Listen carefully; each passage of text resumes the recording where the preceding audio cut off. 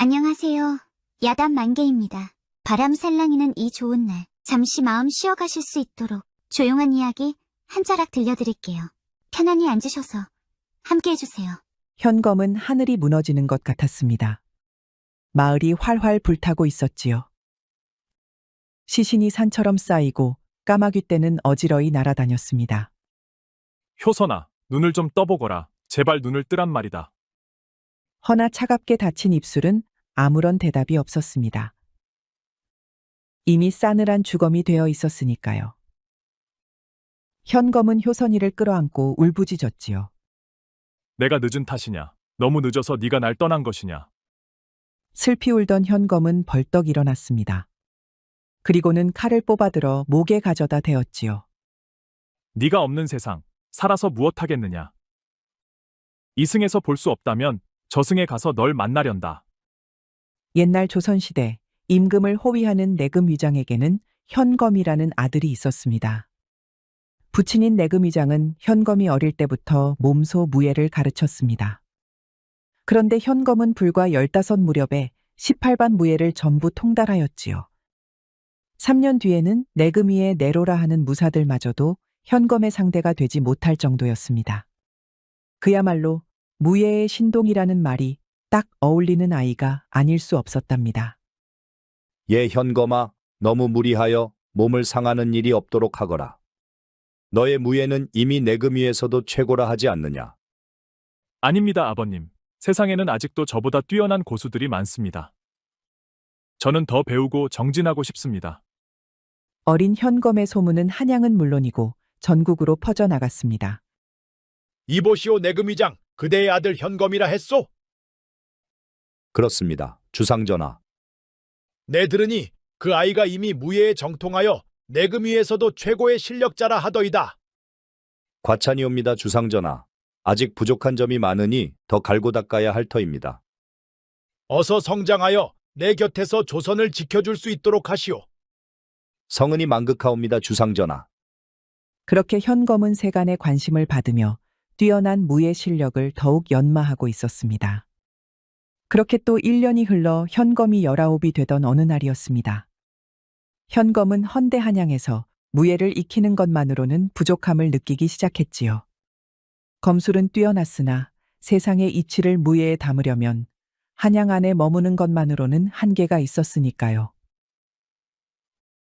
그리하여 현검은 당대 최고의 무인들을 찾아가 수련을 쌓기로 결심했답니다. 아버지, 이제 무과를 보기 전에 세상을 돌며 다양한 스승을 찾아 배우고 싶습니다. 시험이 이제 몇 해 남지 않았거늘 그렇게 먼 곳까지 갈 필요가 있겠느냐. 세상은 넓고 한양에만 머문다면 진정한 강자가 되기 어렵습니다. 제게 부족한 것을 채우고 싶습니다. 내 뜻이 정 그렇다면 몸종과 호위무사를 붙여줄 테니 조심히 다녀오거라. 아닙니다, 아버지. 저는 홀로 떠나야 합니다. 혼자서 세상을 겪으며 더 많은 것을 배워야 합니다. 자식 이기는 부모 없다고 했나요? 내금위장은 무척 염려하였지만 현검이 원하는 대로 해줄 수밖에 없었습니다. 그리하여 현검은 검 한 자루를 허리에 차고 길을 나섰습니다. 현검은 지도를 보며 모르는 길은 물어가며 강원도로 향하였습니다. 날이 저물면 주막에 들러 밥을 먹고 잠을 청했습니다. 그리고 날이 밝으면 아침 일찍 일어나 다시 길을 떠났지요. 그렇게 하여 강원도에 들어선 현검은 어느 마을을 지나고 있었습니다. 거리에는 사람 하나 보이지 않았지요. 헌데 어디선가 여인의 비명과 함께 희롱하는 남정네들의 웃음소리가 들려오는 것이었습니다. 현검은 곧장 소리가 나는 곳으로 향하였습니다. 그곳에는 왈패들이 처녀 하나를 둘러싸고 희롱하고 있었습니다. 그리 도도하게 굴지 마라. 잠깐 따라오면 되는 일이라니까. 차라리 죽었지. 너희 같은 인간들에게 갈 수는 없다. 어허, 김좌수께서 널 보자고 하시지 않느냐? 그러니 순순히 따라가는 것이 좋을 것이야. 처녀는 울며 저항하고 있었으나 왈패들은 아랑곳하지 않았습니다. 그때였습니다. 나쁜 놈들, 여인을 괴롭히다니 당장 그만두지 못할까? 왈패들은 난데없이 나타난 현검을 보고 비웃었습니다. 웬 젊은 놈이 주제도 모르고 끼어드는군. 꼴을 보아하니 그저 지나가는 떠돌이 같은데 오늘 맞아야 정신을 차리겠구먼. 왈패들은 하나둘씩 현검을 향해 다가왔습니다. 그러나 현검은 눈 하나 깜짝하지 않았습니다. 한심한 무리들이군.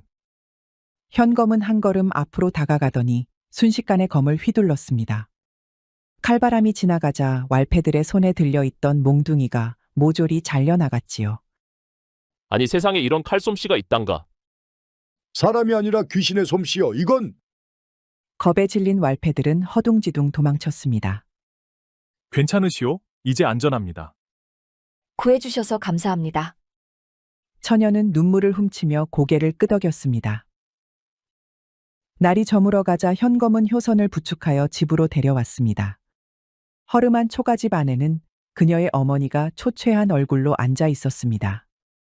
얘야 괜찮으냐? 네가 왈패들에게 붙들렸다는 소리를 들었다. 어머니, 이분께서 저를 구해주셨어요. 정말 고맙소. 이 아이는 내게 하나 남은 보물이라오.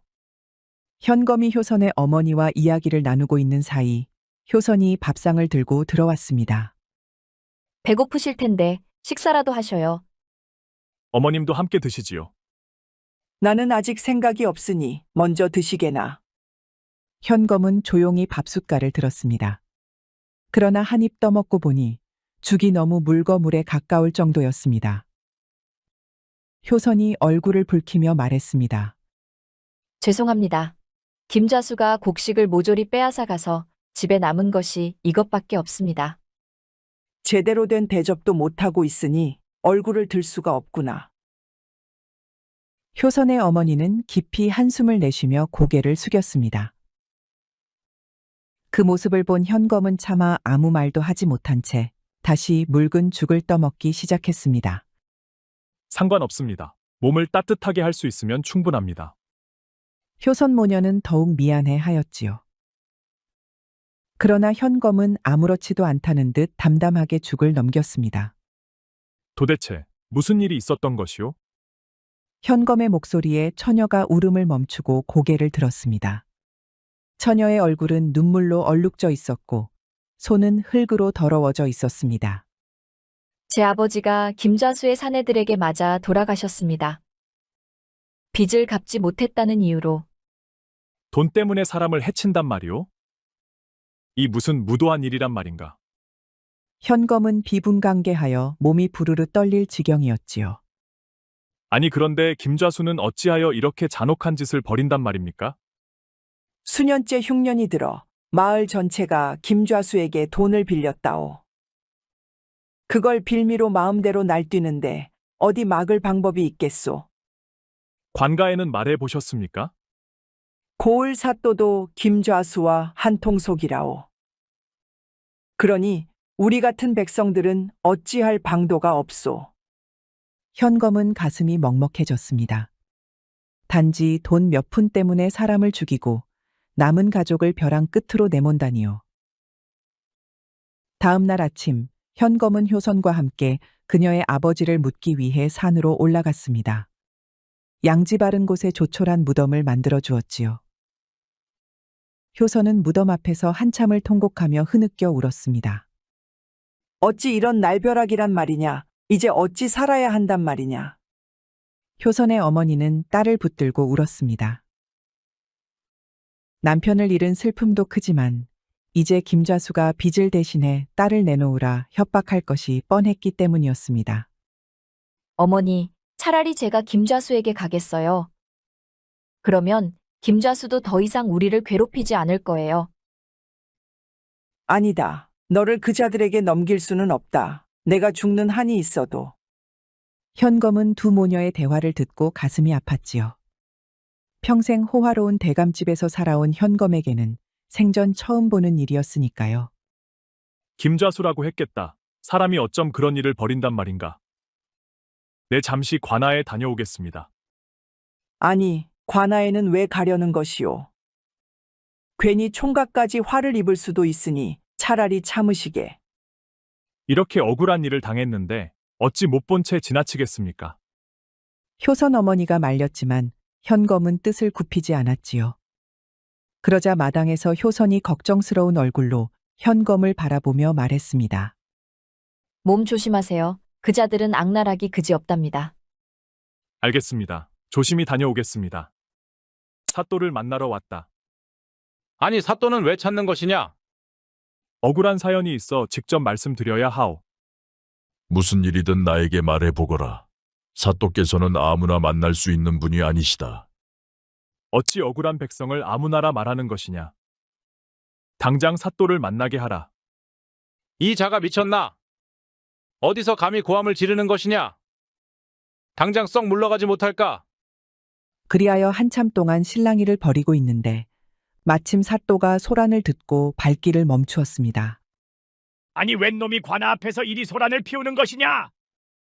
사또께 여쭐 것이 있습니다. 어찌하여 이 고을에서는 사람이 죽어나도 아무런 수사를 하지 않는 것이오. 이 자가 미쳤구나. 감히 여기가 어디라고 함부로 입을 놀리느냐? 여봐라, 당장 이 자를 잡아들여라. 포졸들이 삼지창을 꼬나쥐고 현검에게 덤벼들었습니다.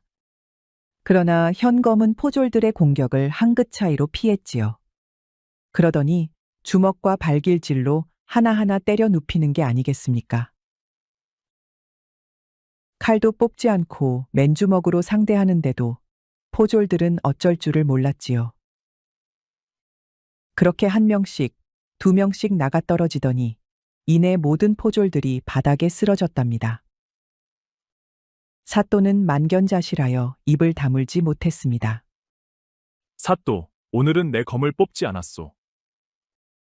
허나 김좌수의 만행을 더 이상 묵과한다면 다음에는 정말 가만히 있지 않을 것이오. 사또는 땀을 흘리며 아무 말도 하지 못했습니다. 현검은 날카로운 눈빛을 남긴 채 유유히 관아를 떠났습니다. 도련님, 괜찮으십니까? 다친 곳은 없으신지요?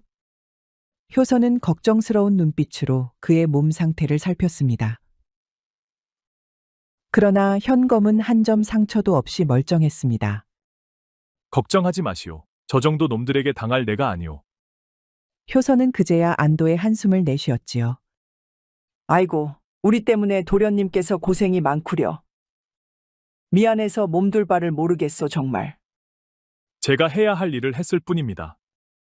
현검은 이제야 긴장이 풀리는지 피로가 밀려왔지요. 하여 그대로 방 한쪽에 기대어 잠이 들었습니다. 얼마나 잠들었을까? 현검은 문득 눈을 떴습니다. 고요한 방 안에는 옅은 숨소리만이 흐르고 있었습니다. 고개를 돌리니 바로 옆에서 효선이 조용히 잠들어 있었습니다. 효선이 처자 주무시오? 허나 효선은 아무런 대답이 없었지요. 현검은 말없이 효선을 바라보았습니다. 오똑한 콧날과 가늘고 길게 뻗은 턱선, 적당히 짙은 눈썹, 그리고 희미한 달빛에 드러난 고운 목선. 그 모습은 단아하면서도 기품이 깃든 듯하였습니다. 그걸 보자 현검은 어째 기분이 이상했지요. 심장이 자꾸만 두근거렸습니다. 어릴 적부터 무예에만 몰두한 그가 이런 감정을 느껴본 것은 처음이었으니까요. 어찌하여 이리도 가슴이 뛰는 것인가? 도련님, 일어나셨나요? 다음 날 현검이 나와 보니 효선이 작은 광주리를 들고 있었습니다. 안에는 신선한 산딸기가 한가득 담겨 있었지요. 들판에 나가 산딸기를 좀 따왔습니다. 드셔보시겠어요? 그녀는 부끄러운 듯 수줍게 웃었습니다. 현검은 그 미소가 왠지 너무나도 좋았지요. 산딸기를 하나 집어 먹으니 달콤새콤한 맛이 입 안가득 퍼졌습니다. 직접 따온 것이오? 네, 도련님께 드릴 게 마땅치 않아 이 정도밖에 준비하지 못했습니다. 그녀의 눈빛에는 걱정과 미안함이 서려 있었습니다. 그러나 현검은 아무 말 없이 다시 산딸기를 하나 더 집어 먹었습니다. 묘하게도 그 어떤 진수성찬보다도 더 맛이 있었답니다. 고맙소. 참으로 달구려. 이 근방의 산딸기는 아주 명물이랍니다. 입에 맞으셔서 다행이어요. 두 사람은 마주보며 웃었답니다. 어째 서로 얼굴만 봐도 기분이 몽실몽실 따뜻해졌으니까요. 어째 덥구려. 잠깐 걷고 싶은데 같이 가시겠소? 제가 좋은 곳을 알아요. 효선은 현검을 데리고 마을 밖 들판으로 향했습니다. 들판에는 봄꽃이 만개하여 바람에 따라 흔들리고 있었습니다. 부드러운 햇살이 내려앉는 사이 두 사람은 나란히 걸었습니다. 사또와 김좌수는 위험한 자들이옵니다. 괜히 저희 때문에 도련님께서 위험한 일을 겪게 되어 정말 송구스럽습니다. 그런 말씀은 마시오. 난 아무렇지도 않소. 그들이 두려워 아무도 나서지 않는다면 결국 악행이 멈출 날이 없을 것이오. 현검은 잠시 걸음을 멈추고 효선을 바라보았습니다. 고생하셨소. 그간 혼자서 잘 버티셨소이다.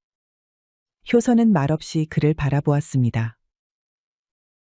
현검의 단호함과 신념이 가슴 깊이 와닿았던 것입니다. 그래서일까요? 효선의 눈동자가 촉촉해지더니 결국 참았던 눈물을 쏟아내고 말았습니다. 현검은 조용히 효선에게 다가가 어깨를 감싸 안았습니다.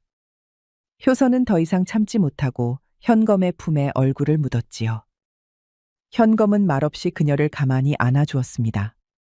그러자 마음이 진정된 효선이 말했습니다. 고마워요. 도련님이 아니었다면 어찌 되었을지 상상할 수도 없었습니다. 덕분에 어머님의 건강도 회복되고 계시니 저 또한 한결 마음이 안심됩니다. 현검은 품에 안긴 효선이 너무 사랑스러웠습니다. 그리하여 자신도 모르게 입맞춤을 하였지요. 효선도 그런 동현의 입맞춤을 피하지 않았습니다. 그렇게 두 사람은 연인이 되었답니다. 현검은 효선의 집에서 머물며 며칠을 더 보냈답니다. 그동안 김좌수도 사또의 부하들도 얼씬도 하지 않았지요. 현검에게 톡톡히 당한 이후로 이들은 콧배기조차 비치지 않는 것이었습니다. 마침내 현검이 다시 길을 나설 때가 온 것이었지요.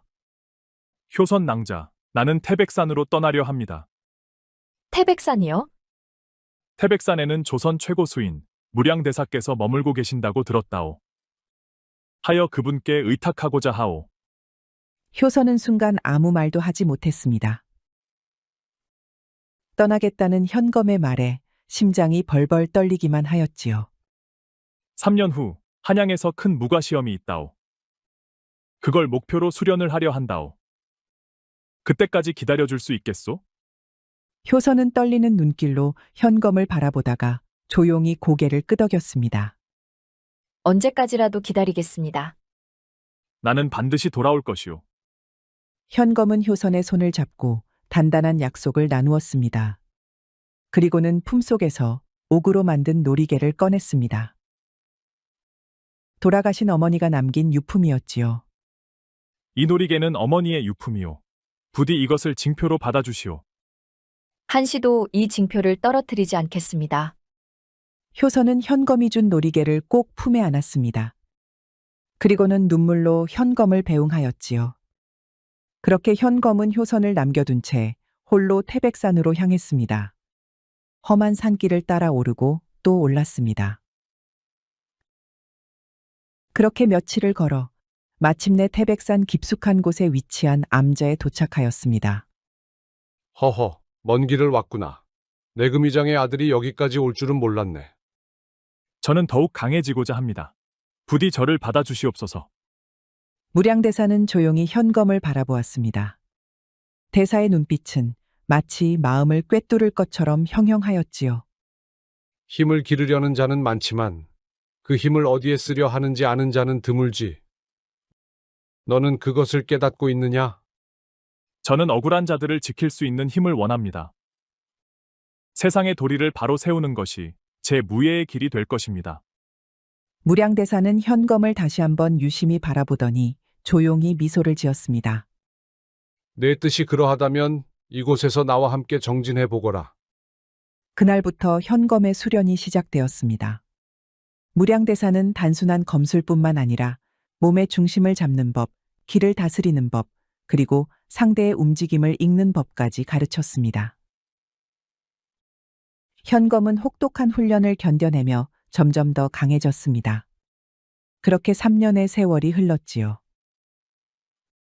현검의 무예는 한층 더 깊어졌고 마침내 누구도 넘볼 수 없는 경지에 이르렀습니다. 이제 너는 배울 것을 모두 배웠다. 하지만 명심하거라. 힘은 어떻게 쓰느냐가 가장 중요하느니라. 스승님의 가르침 가슴 깊이 새기겠습니다. 현검은 무량대사에게 깊이 절을 올리고 태백산을 내려왔습니다. 현검은 한양으로 돌아왔습니다. 3년 전 약속대로 이제 그는 무과 시험을 치르기 위해 다시 돌아온 것이었습니다.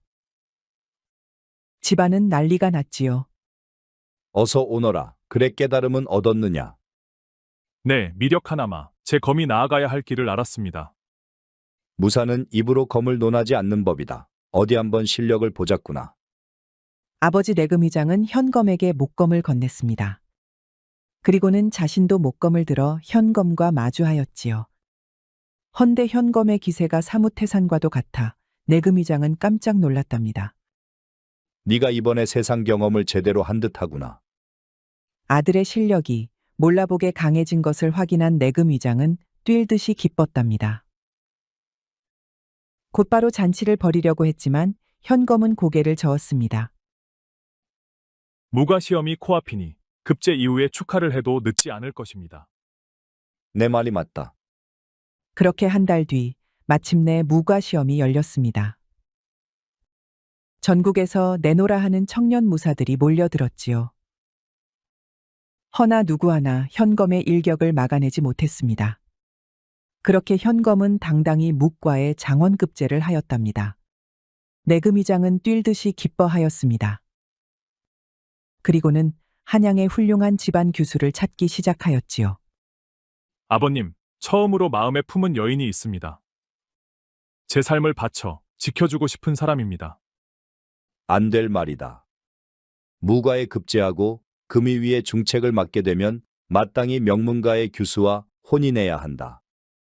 아버님, 한 사람의 여인조차 지킬 수 없다면 제 검이 어찌 나라를 지킬 수 있겠습니까? 그러니 부디 허락해 주십시오. 내금의장은 떨떠름했으나 결국 아들의 뜻을 존중하기로 했습니다. 네가 이토록 단호한 뜻을 품고 있다면 더 이상 막을 수는 없겠구나. 허나 그 길이 쉽지 않을 것이니 훗날 후회하지 않도록 하여라. 그렇게 현검은 효선과의 혼인을 허락받았습니다. 현검은 이 기쁜 소식을 효선에게 전하려 하였지요. 헌데 이게 뭔 일이랍니까? 현검은 한양 도성을 나설 수 없었습니다. 그도 그럴 것이 무시무시한 청나라 오랑캐가 쳐들어왔기 때문이었습니다. 오랑캐다. 오랑캐들이 쳐들어왔다. 놈들이 몰려온다. 막아라. 맞서 싸워라. 조선의 하늘에 먹구름이 끼고 있었습니다.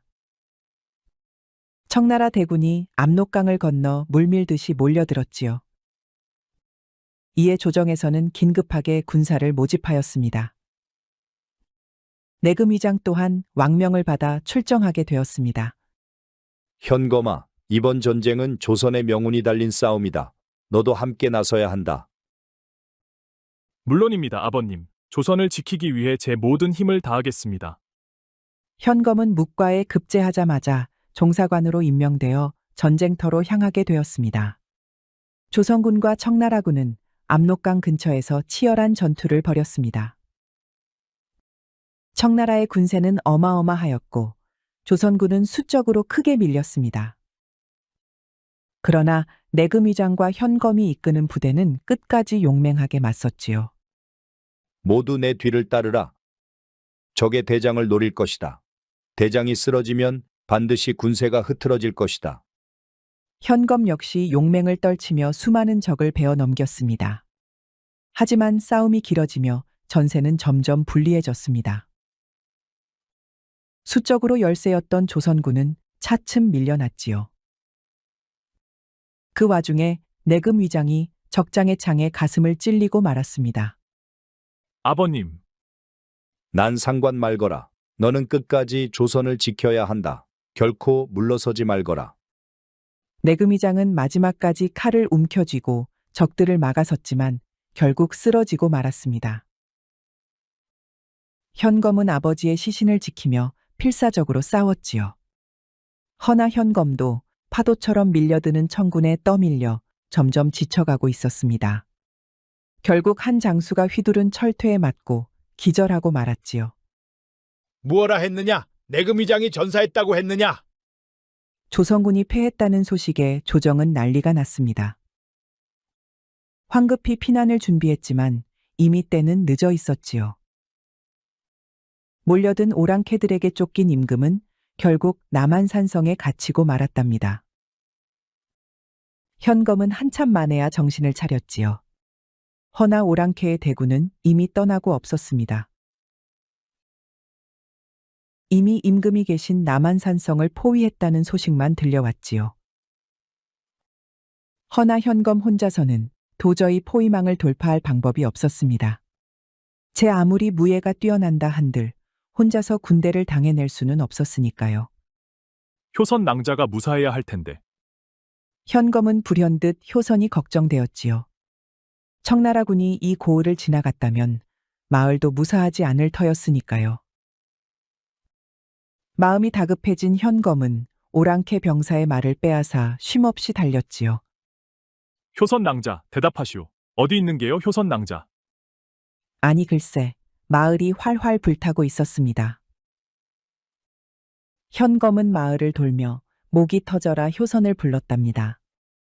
그렇게 한참이나 효선을 찾던 현검은 불탄 시신을 찾아내고 말았지요. 그 시신은 현검이 준 놀이개를 달고 있었습니다. 현검은 하늘이 무너지는 것 같았지요. 효선 낭자, 눈을 좀 떠보시오. 제발 눈을 뜨란 말이오. 현검은 효선이를 끌어안고 울부짖었지요. 슬피 울던 현검은 벌떡 일어났습니다. 그리고는 칼을 뽑아들어 목에 가져다 대었지요. 그대가 없는 세상, 살아서 무엇하겠소. 현검은 눈물을 머금은 채 불탄 시신을 끌어안고 있었습니다. 가슴이 미어지는 듯한 아픔이 몰려왔지요. 그때 저 멀리서 들려오는 말발굽 소리가 들려왔습니다. 현검은 정신이 번쩍 들었습니다. 현검은 급히 몸을 낮추고 마을 한편으로 몸을 숨겼습니다. 청군의 정찰대가 말을 타고 들어오고 있었습니다. 이들은 조선 백성들을 포로로 잡아 끌고 가고 있었지요. 쇠사슬에 묶인 채 터벅터벅 걷는 포로들 사이에서 익숙한 얼굴이 보였습니다. 효선 어머니? 효선의 어머니가 붙잡혀 있었지요. 현검의 눈빛이 살기로 번뜩였습니다. 피에 젖은 검을 단단히 움켜쥔 그는 조용히 정찰대의 뒤를 미행하기 시작했습니다. 청군의 정찰대는 불타버린 마을을 샅샅이 뒤지며 감나가는 물건을 수거하고 있었습니다. 현검은 먼 그림자 속에 숨어 이를 지켜보았습니다. 지금은 아니다. 틀림없이 본진으로 돌아갈 테니 그때까지 기다려야 한다. 현검은 그림자처럼 움직이며 정찰대를 뒤쫓았습니다. 밤이 깊어지자 청군의 정찰대는 본진 근처로 돌아왔습니다. 현검이 그 뒤를 쫓고 있었지요. 헌데 포로들을 구출할 방법이 필요했습니다. 놈들에게 혼란을 일으켜야겠구나. 그리하여 그는 먼저 마구간으로 접근했습니다. 병사들이 방심한 틈을 타 마구간에 불을 붙였습니다. 건초 더미에 불이 옮겨 붙자 말들이 놀라며 울부짖었습니다. 무슨 일이냐 해? 마구간에 불이 났다 해. 이어 현검은 화약고 쪽으로 조심스럽게 다가갔습니다. 화약이 보관된 창고는 삼엄하게 지켜지고 있었지요. 허나 현검은 단숨에 보초들을 베어버렸습니다. 그리고는 기름이 묻은 천을 던져 불을 붙였습니다. 순식간에 불길이 치솟고 곧이어 거대한 폭발음이 터졌습니다. 화약고에 불이 났다. 빨리 불을 꺼라. 이러다간 죄다 날아가겠다. 하늘이 번쩍이며 불꽃이 터졌지요. 청군 병사들이 비명을 지르며 사방으로 뛰쳐나왔습니다. 현검은 혼란한 틈을 타 포로들이 갇힌 곳으로 몸을 날렸습니다. 자, 어서들 나오시오. 지금이야말로 탈출할 기회란 말이오. 현검의 신호에 포로들이 쏟아져 나왔습니다. 이들은 너나 할 것 없이 사방팔방으로 달아났답니다. 허나 청나라 군대는 화재를 진압하느라 어쩔 줄을 몰랐습니다. 저기 포로들이 달아난다. 막아라, 어서 붙잡으란 말이다. 몇몇이 덤벼들었지만 현검이 있었습니다. 현검은 다가오는 병사들을 족족 베어버렸지요. 그렇게 병사들이 모조리 쓰러지자 마침내 덩치 큰 장수가 나섰습니다. 그래, 아직 너한테 진 빚을 갚지 못했었지. 바로 현검을 붙잡은 그 장수였지요. 장수는 거대한 철퇴를 휘두르며 덤벼들었습니다. 현검도 한치도 물러서지 않고 맞섰지요. 불타는 적진 한가운데에서 둘은 손에 땀을 쥐는 결투를 벌였습니다. 오랑캐들아, 너희는 조선을 짓밟고 아버님을 죽게 만들었지. 거기다 효선 낭자까지 빼앗은 니들을 용서할성 싶으냐. 벼락처럼 고함을 치며 현검의 칼날이 번쩍 빛났습니다. 순간 장수의 철퇴가 두 쪽이 나고 말았지요. 하는 순간 장수의 목도 저만치 날아갔답니다. 장군님이 당하셨다. 저놈은 사람이 아니라 귀신이다. 달아나라. 기겁한 청의 병사들은 현검을 두고 달아나 버렸습니다. 조선군 전체가 물리치지 못한 청군을 현검이 혼자 해낸 것이지요. 허나 현검은 공허하기만 했습니다. 사랑하는 효선 낭자를 연경 잃어버렸으니까요. 그래, 이 정도면 복수는 마친 셈이겠지. 저승에 가면 부디 용서해 주시구려 효선 낭자. 힘이 빠진 현검은 바닥에 주저앉았습니다. 그리고는 칼날을 다시 목에 대었지요. 이번에야말로 목을 베려는 순간 어디선가 부드러운 손이 현검을 껴안았답니다. 안 돼요, 도련님. 현검은 놀라 얼어붙었습니다. 효선이요? 네, 그러니 제발 멈춰주세요. 현검의 손에 들린 검이 부들부들 떨렸습니다. 분명히 불탄 마을에서 시신을 보았건만 눈앞에 효선은 생생히 살아 있었습니다.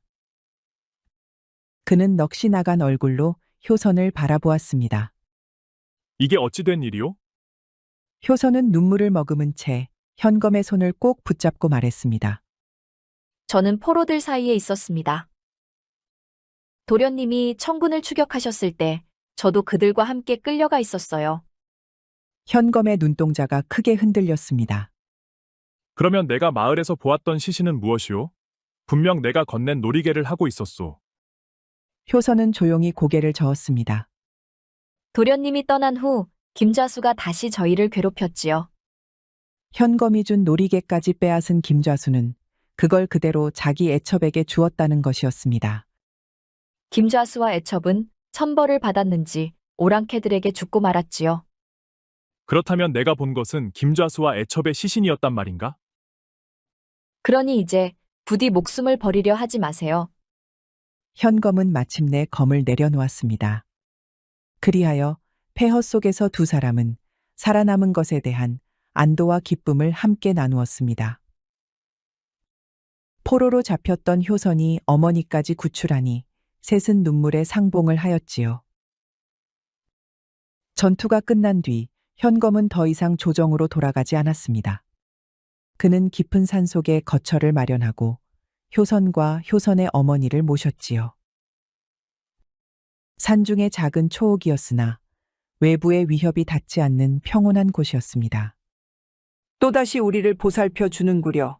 이 은혜를 어찌 갚을 수 있으려나. 어머님, 너무 염려 마십시오. 이곳이야말로 가장 안전한 곳입니다. 현검은 날이 밝으면 사냥을 나가 식량을 구하고 밤이 되면 검수를 연마하였습니다. 때때로 홀로 산을 내려갔지요.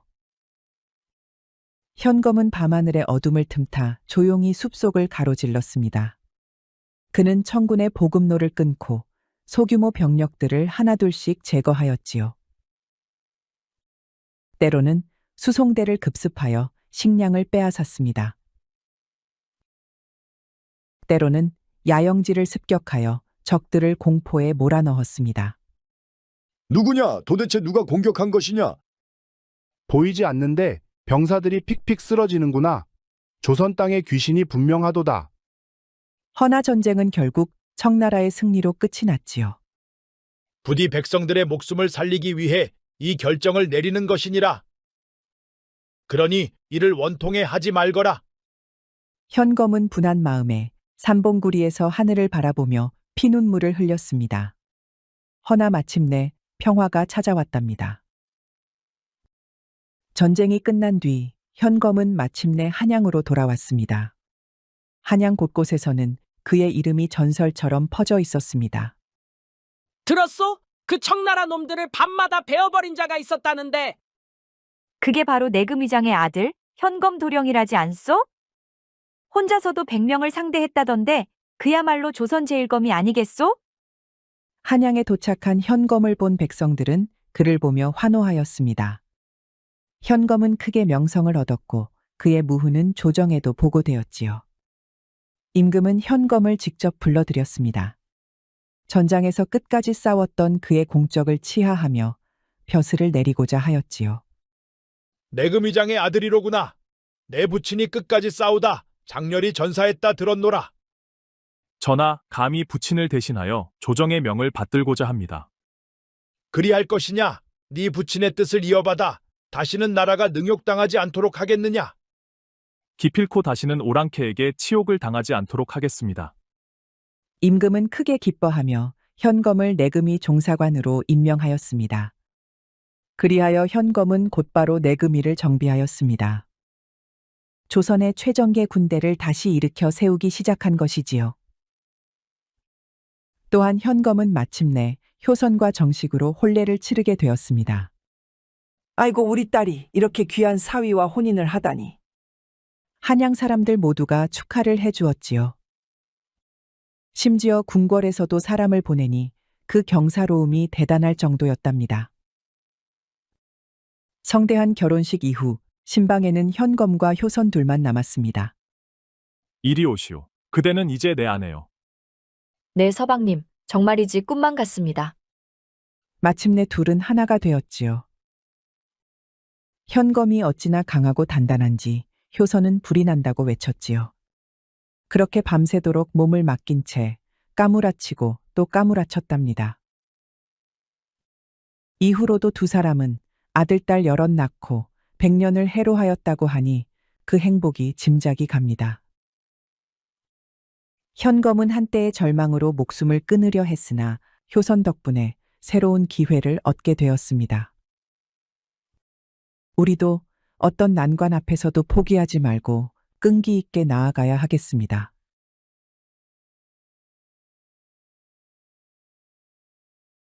옛날 어느 마을에 삼돌이라는 못생긴 총각이 살았습니다.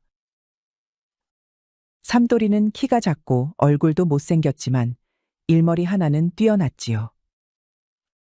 하여 동네 사람들은 너도 나도 삼돌이에게 일을 맡기곤 하였답니다. 마을에서는 칭찬이 자자했지만 정작 삼돌이의 마음은 딴 곳에 있었습니다. 바로 소꿉친구 난실이었지요. 야, 난실아, 이거 잘 익었다. 너도 좀 먹어봐. 삼돌이는 알이 굵은 머루를 건넸지요. 어머, 달기도 해라. 어디서 구했어? 히히, 산을 돌다 보면 다 구하는 수가 있지. 삼돌이는 제주도 좋다 정말. 난실이는 삼돌이의 눈길이 묘하게 느껴졌습니다. 삼돌이가 자신을 좋아하는 걸 알고 있었지만 아무래도 고민이 되었습니다. 워낙 못생긴 데다 늘 친구처럼만 지냈으니까요. 그나저나 내 어머님은? 외할머니 댁에 가셨는데 며칠 있어야 해. 그럼 밤에 혼자 있어야 할 텐데 무섭지 않겠어? 당연히 무섭지. 그러니까 네가 와서 내 곁을 지켜줘. 난실이는 장난처럼 말했지만 삼돌이는 진지하게 받아들였습니다. 그래, 오늘 밤에 다시 올게. 그렇게 말하고 삼돌이는 집으로 향했습니다. 집에서 밥을 먹은 삼돌이는 아버지께 말을 붙였지요. 아버지, 저 오늘 난실이네 가서 자고 오겠습니다. 뭐? 처녀 총각이 한 집에서 밤을 보낸다고? 난실이가 오늘 밤 혼자라고 밤이 무섭대요. 제가 가서 지켜줘야지요. 응? 이 자식이 구르는 재주가 있었구나. 그래, 난실이라면 나도 조은히 다녀오거라. 아버지는 삼돌이의 말에 눈을 찡긋했지요. 그건 그렇다만 남들 눈에 띄지 않게 조심하거라. 정작 삼돌이는 왜 눈에 띄지 말라는지 이해를 하지 못했습니다. 그래도 허락을 받은 삼돌이는 신이 나서 난시리네로 갔습니다. 어서 와, 삼돌아. 야, 난실아. 우리 아버지가 남들한테 들키지 말라더라. 응? 그게 무슨 말씀이야? 너 설마? 난실이 얼굴이 빨개졌지요. 헌데 순박한 삼돌이는 도통 이해를 하지 못했답니다. 설마는 또 웬 설마요? 나만 모르는 게 있는가? 그런 게 있지. 자, 그럼 불부터 끌까? 호롱불이 꺼지자 방은 어두컴컴해졌고 희미한 달빛만이 창호지를 비추었습니다. 난시리의 가슴이 두근거렸습니다. 사내와 단둘이 밤을 보내는 건 처음이었지요. 삼돌이가 자신에게 다가오길 기대하면서도 한편으로는 그의 못생긴 얼굴이 떠올라 또 망설여졌답니다. 그렇게 조용히 기다리는데 아무런 움직임이 없었습니다. 이 녀석, 왜 이렇게 가만히 있지? 슬쩍 돌아보니 삼돌이는 벽에 기대어 깊이 잠들어 있는 게 아니겠습니까? 난시리는 김이 팍 새고 말았지요. 아니, 쟤는 날 좋아하는 거야, 많은 거야. 밥상을 차려도 못 먹으니 이런 쑥맥을 정말.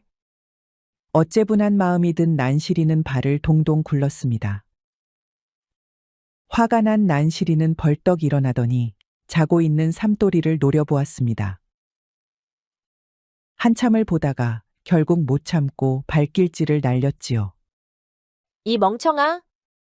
삼돌이는 느닷없는 발길질에 깜짝 놀라 벌떡 일어났습니다. 어이쿠. 아니, 난실아. 갑자기 왜 그러는겨? 왜 그러긴. 내가 너한테 무슨 기대를 했던 내가 한심해서 그런 거지. 뭔 기대? 난시리는 말없이 삼돌이를 노려보았습니다. 창호지를 통해 들어온 희미한 달빛 아래 땀 한 방울 맺히지 않은 삼돌이의 멀쩡한 얼굴이 보였지요. 됐어. 어차피 너랑은 아무 일도 없었으니 그냥 가. 난시리는 획 돌아누웠습니다. 삼돌이는 그런 난시리를 물끄러미 바라보다가 문득 창호지를 타고 들어오는 달빛이 그녀의 옆 얼굴을 부드럽게 감싸고 있는 걸 보았지요. 그 모습이 어찌나 곱던지 삼돌이는 자기도 모르게 손을 뻗어 난시리의 머리칼을 살며시 쓰다듬었습니다. 어메. 이렇게 보니까 난실이가 참말로 이쁘긴 하구먼. 그렇게 두 사람은 서로를 향한 마음을 확인하며 하나가 되었습니다. 난시리는 얼굴이 화끈거려 참아 삼돌이를 똑바로 쳐다볼 수 없었지요. 삼돌이의 손길이 점점 아래로 내려갔습니다. 그러자 난시리도 흥분하여 삼돌이의 팔을 확 잡아 끌었지요. 그 바람에 둘은 하나가 되었답니다. 생전 처음으로 남녀의 일을 치른 두 사람은 별천지에 온 기분이 들었지요. 난실아, 누가 뭐래도 너는 내 것이여. 이제 우리는 혼례만 올리면 되는구만. 몰라. 삼돌이 너 이제 한눈 팔면 가만 안 둬. 염려 말어. 내 평생 여자는 너 하나뿐이여 이제. 처음 겪는 일이었지만 그 순간만큼은 그 무엇과도 바꿀 수 없는 특별한 시간이었습니다. 난실아, 내가 가진 게 많진 않지만 너만큼은 절대 고생시키지 않을게. 우리 행복하게 살아보자, 응? 난시리는 수줍게 고개를 끄덕였습니다. 그렇게 두 사람은 둘만의 비밀을 간직한 채 설레는 밤을 보냈지요. 그리고 동이 트기 전 삼돌이는 조심스레 방을 나섰습니다.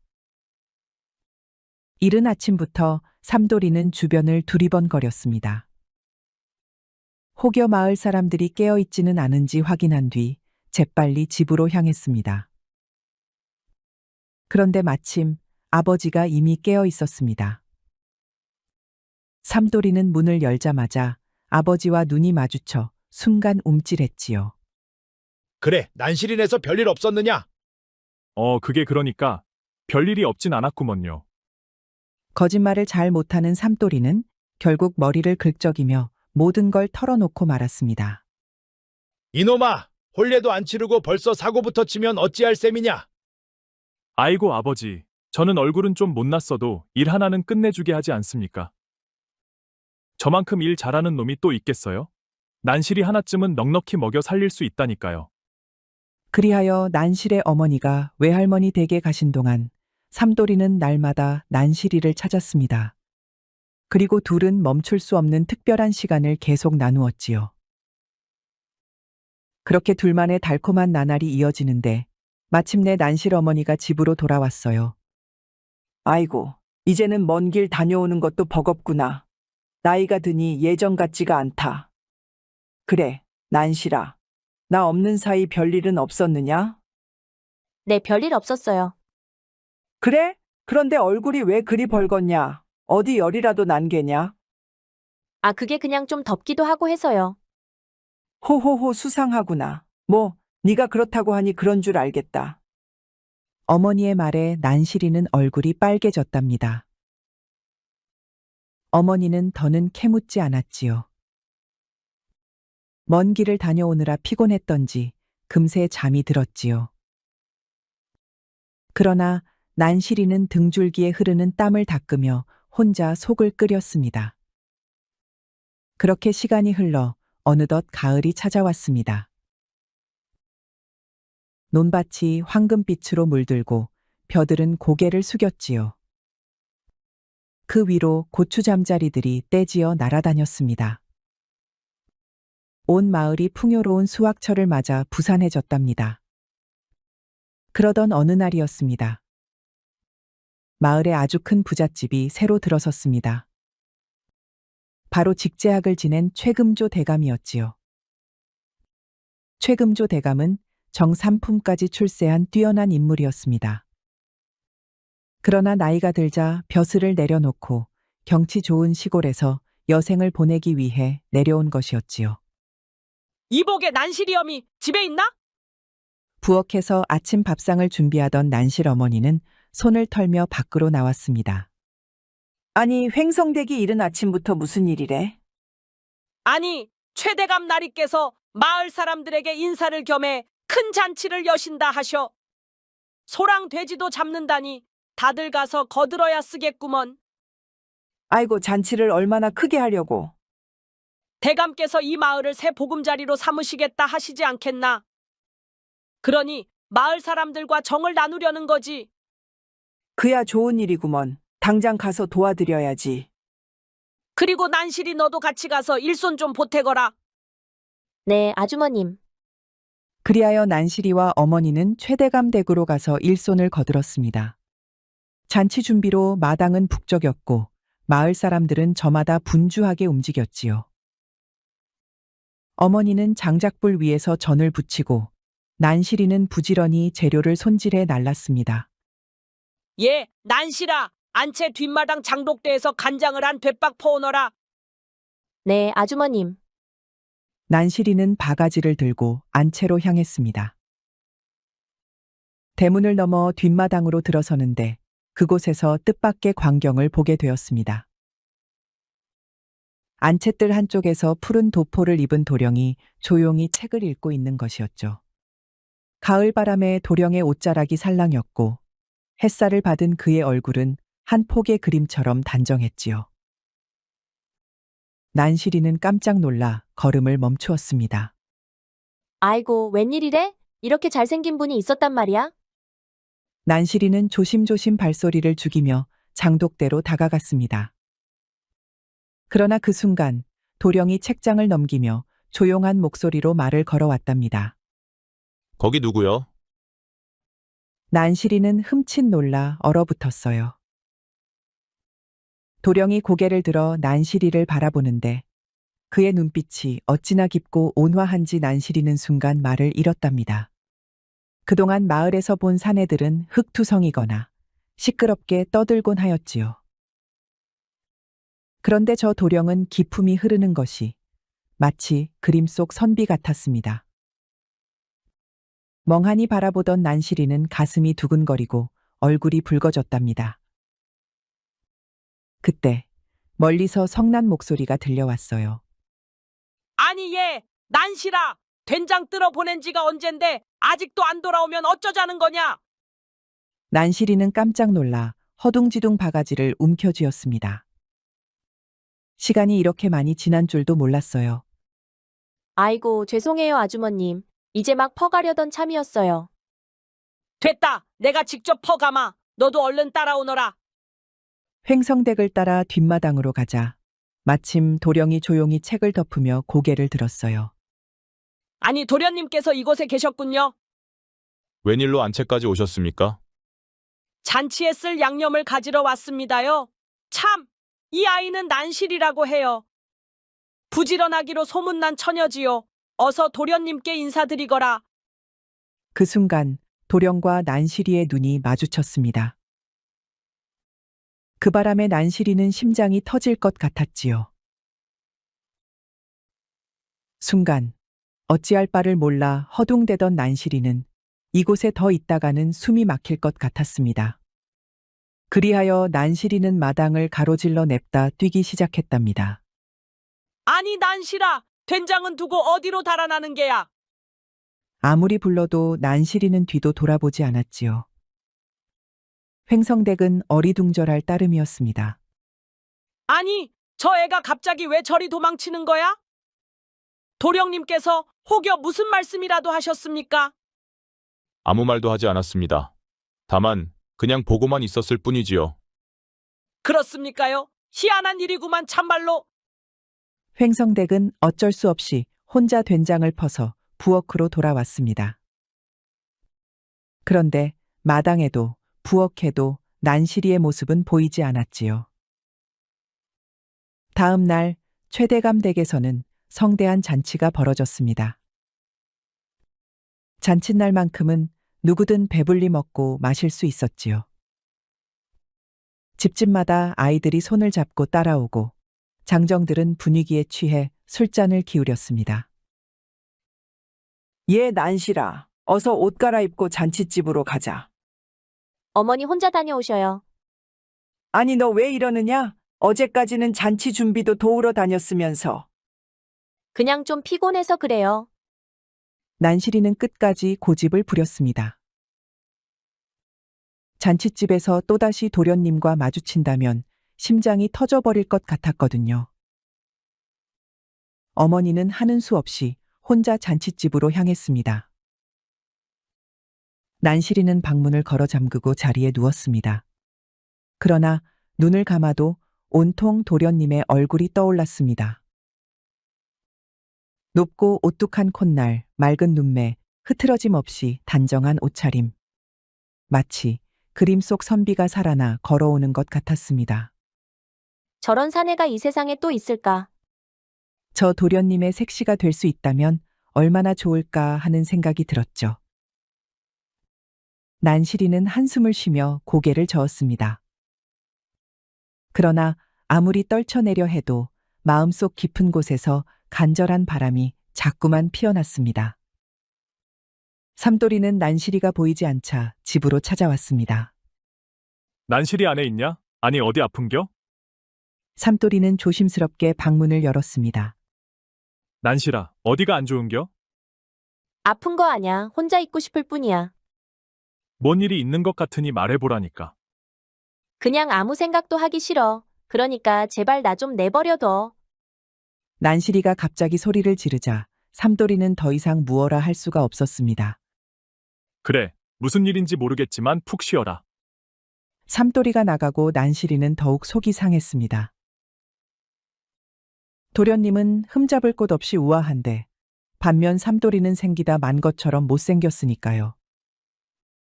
둘은 비교조차 되지 않았지요. 내가 하필 삼돌이와 짝이 될 팔자라니.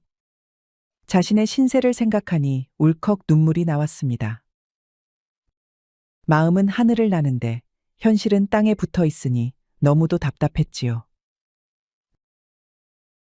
난실이는 더는 견딜 수 없어 마당을 나섰습니다. 들판에는 황금빛 벼들이 고개를 숙이고 있었지요. 파란 하늘 아래 가을 들판을 걸으니 그제야 마음이 조금은 가라앉는 듯 했습니다. 아니 너는 난실이가 아니더냐? 난실이는 깜짝 놀랐지요. 언제 왔는지 도련님이 바로 뒤에 서 있었습니다. 도련님께서 여긴 어쩐 일이세요? 마을을 둘러보려 나왔다가 네가 홀로 걷고 있길래 따라와 보았느니라. 그런데 무슨 걱정이 있는 것이냐? 난실이는 또다시 심장이 두근거렸습니다. 이렇게 가까이에서 마주하니 더욱 기품이 느껴졌답니다. 아니어요, 도련님. 그저 바람을 쐬러 나왔을 뿐입니다. 어허, 그 고운 얼굴에 수심이 가득하니 내 마음이 편치 않구나. 세상사의 근심은 마치 흐르는 구름과 같아 머물러도 결국 흩어지는 법이라 하였느니라. 그러니 너무 고민 말고 내게 털어놓는 것은 어떠하겠느냐. 너무나 고상한 위로였죠. 난실이는 도련님의 말을 듣자 가슴이 뛰면서도 한결 기분이 나아졌답니다. 그러자 수철 도련님은 슬그머니 난실이의 손을 잡았습니다. 도련님, 어디로 가시려 하시는지요? 도련님은 난실이의 손을 잡고 말없이 숲속으로 걸어갔습니다. 고즈넉한 산자락 아래 바람에 흔들리는 풀밭이 펼쳐져 있었습니다. 여기가 좋겠구나. 도련님은 난실이를 부드럽게 이끌어 풀밭에 눕혔습니다. 난실이는 갑작스러운 행동에 당황했지만 도련님의 눈빛을 쐬자 온몸이 마비되는 것 같았지요. 도련님, 왜 저를 여기에 데려오신 것이어요? 잠자코 있어 보거라. 도련님은 난실이의 옷고름을 풀었습니다. 이러시면 안 돼요, 도련님. 난실이 머릿속은 하얘져서 아무 생각도 할 수가 없었습니다. 도련님은 어느새 난실이를 내려다 보았답니다. 눈빛을 교환하던 둘은 누가 먼저랄 것 없이 입을 맞췄지요. 그렇게 둘은 남녀의 일을 하고 말았지요. 참으로 극락과도 같은 시간이었다. 사람들 눈에 띄면 곤란하니 너는 잠시 쉬었다가 천천히 내려오거라. 도련님은 옷매무새를 다듬고 조용히 산길을 따라 내려갔습니다. 난실이는 홀로 남아 천천히 자신에게 벌어진 일을 되새겼습니다. 도련님과 함께한 순간이 꿈처럼 느껴졌습니다. 어쩌면 좋단 말이야. 마음이 흔들렸습니다. 삼돌이를 저버리자니 가슴이 아프고 도련님을 거절하자니 가슴이 뛰었습니다. 결국 난실이는 선택을 미루기로 하였습니다. 그리하여 사흘마다 도련님과 몰래 산에서 만나게 되었지요. 둘은 남몰래 정을 나누며 깊은 사랑에 빠져들었습니다. 가을 바람이 불어오고 들판의 벼는 고개를 숙였습니다. 농사도 마무리될 때가 되었습니다. 삼돌이가 난실이 집을 찾아왔습니다. 난실아, 안에 있느냐? 난실이는 삼돌이 목소리에 가슴이 철렁 내려앉았습니다. 아직도 자는 거요? 아니, 깨어 있으면서 왜 대답이 없는겨? 삼돌이는 난실이가 방 한 구석에 웅크리고 앉아 있는 걸 보고 걱정스러운 얼굴로 다가갔습니다. 일할 곳을 새로 구했어. 앞으로 일머리 잘 익히고 돈 모으면 내년 봄쯤에는 혼례를 올릴 수 있을 거야. 삼돌이는 기쁜 마음으로 말을 꺼냈습니다. 하지만 난실이는 대답하지 않았습니다. 삼돌아, 나는 너하고 혼인을 못할 것 같아. 뭐라고? 삼돌이는 당황했습니다. 갑자기 그게 무슨 말이여? 무슨 일이 있는겨?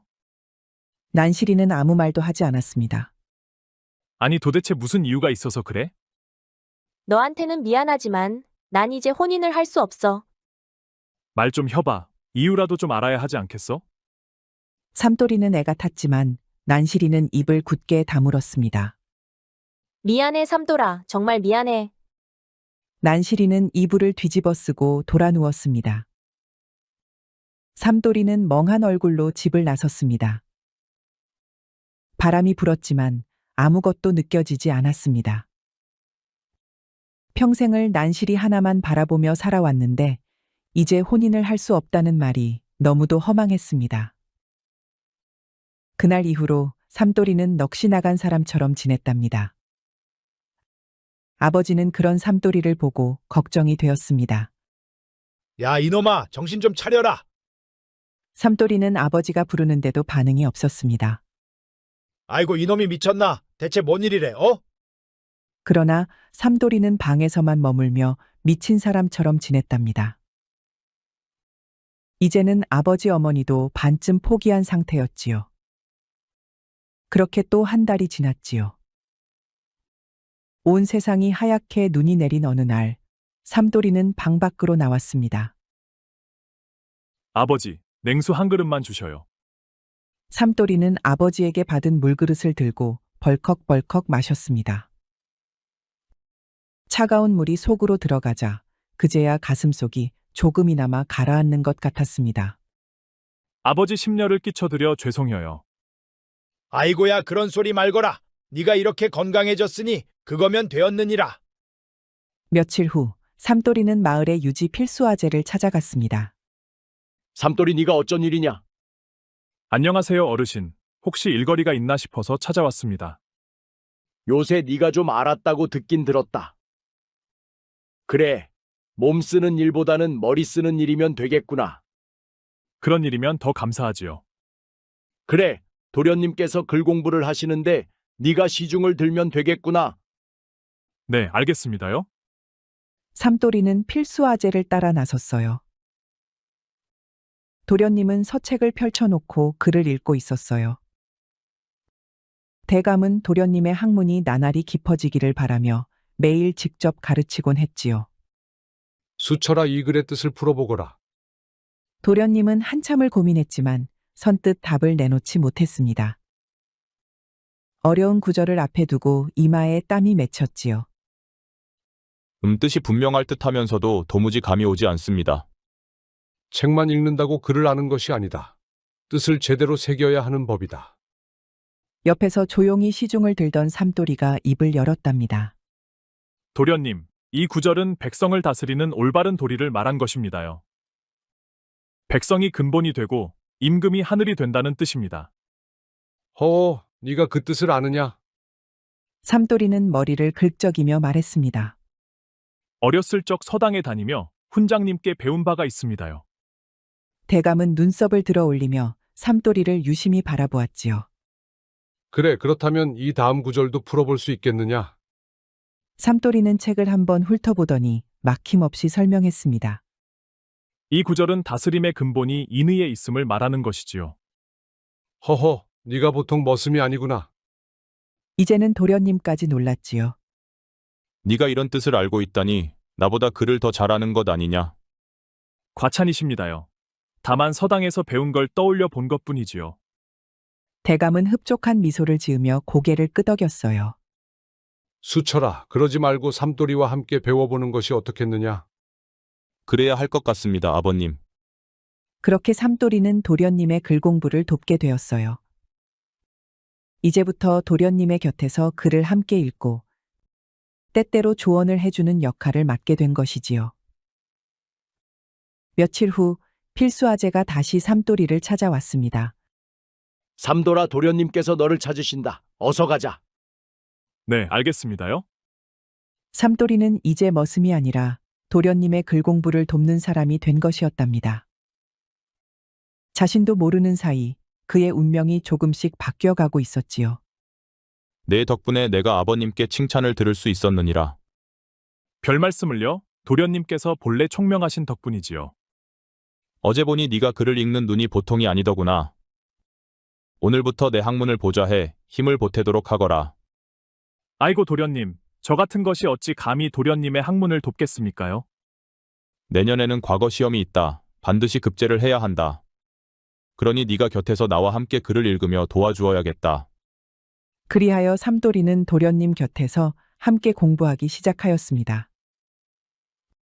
새벽 달기 울기도 전에 자리에서 일어나고 밤늦게까지 책을 놓지 않았지요. 그러다 보니 어느새 삼돌이도 학식이 쌓이고 글을 자유롭게 읽을 수 있을 만큼 성장해 있었습니다. 삼돌아, 너는 참으로 타고난 학식이 있다. 그저 하인으로 남기에는 아까운 재주구나. 도련님께서 저를 가르쳐 주신 덕분이지요.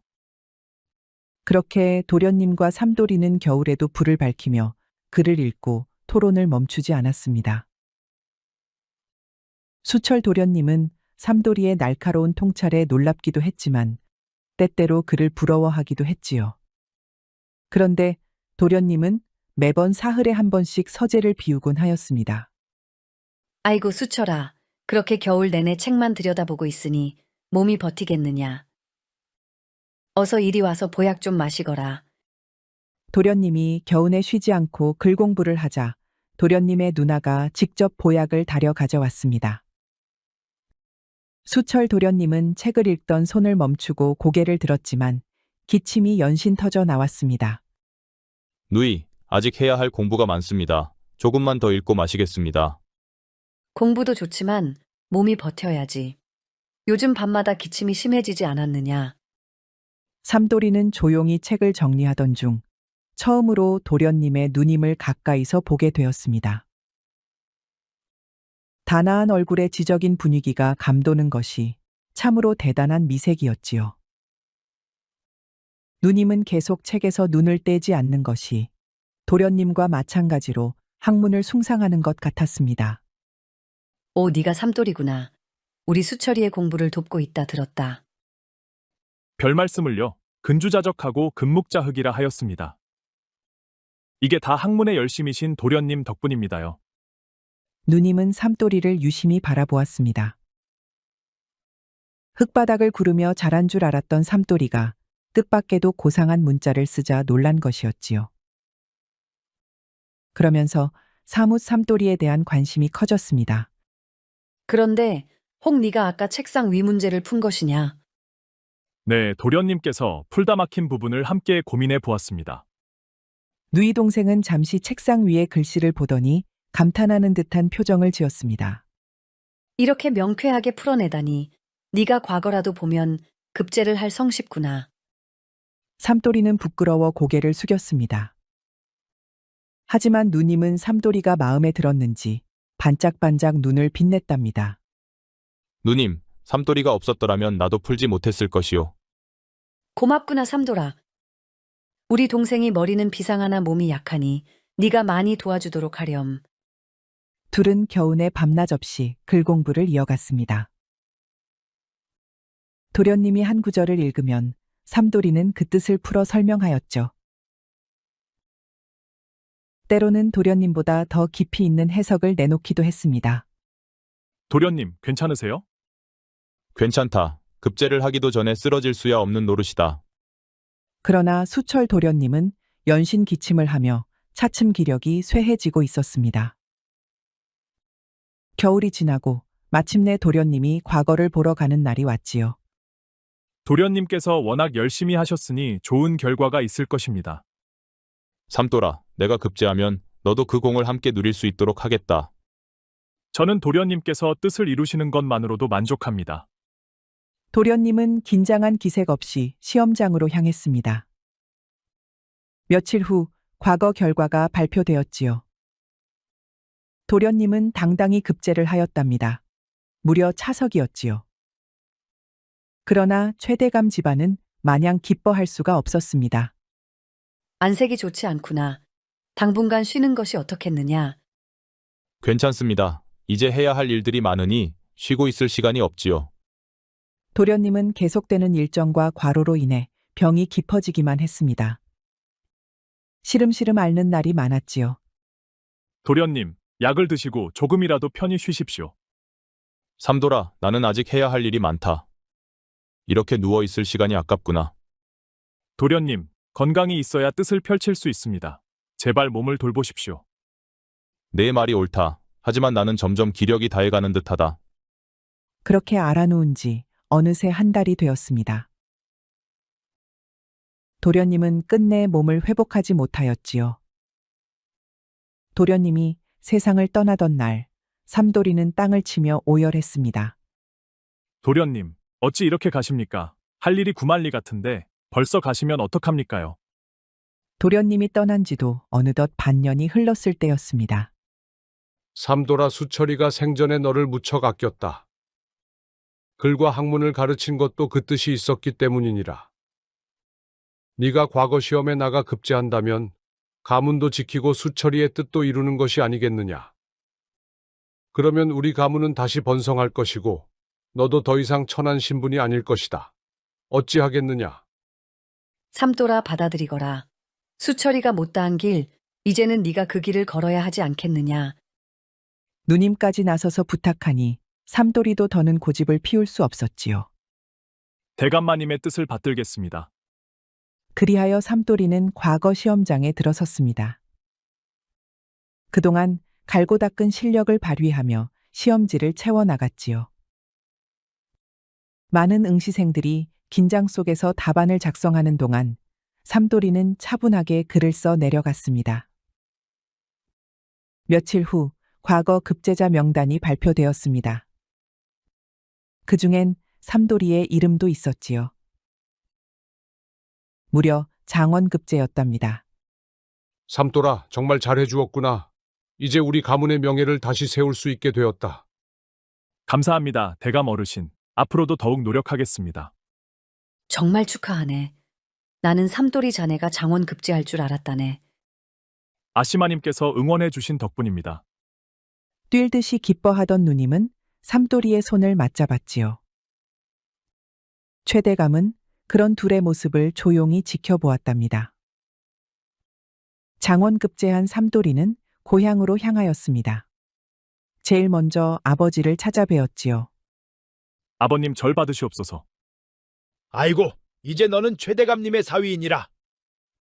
높은 벼슬까지 받았으니 이제 도련님으로 살아야 하지 않겠느냐? 신분이 달라졌다 해도 어찌 핏줄까지 바꿀 수 있겠습니까요? 삼돌이는 아버지를 위해 기와집을 지어드리고 드넓은 논과 밭을 마련하여 편히 지내시도록 하였습니다. 최대감의 사위가 되어 얻은 재산을 마을 사람들과 나누며 넉넉한 삶을 꾸려나갔지요. 그러던 어느 날 삼돌이는 한동안 만나지 못했던 난실이를 찾아갔습니다. 난실아, 안에 있느냐? 삼돌이의 목소리에 난실이는 가슴이 철렁 내려앉았습니다. 한참을 망설였지만 결국 방문을 열고 나왔지요. 난실이 곁에는 어린 사내아이가 있었습니다. 삼돌이는 아이를 보며 순간 멈칫하였지만 이내 아이를 번쩍 안아 올렸습니다. 아니, 이 아이는 난실이는 아무 말도 하지 못한 채 고개를 숙였습니다. 삼돌이는 아이를 가만히 바라보며 깊은 한숨을 내쉬었지요. 쏟아진 물을 되돌릴 수 있느냐? 허나 인생이란 물처럼 흘러가지만은 않는 법이니라. 난실이의 눈에서 눈물이 뚝뚝 떨어졌습니다. 너는 더 이상 죄책감에 얽매이지 말거라.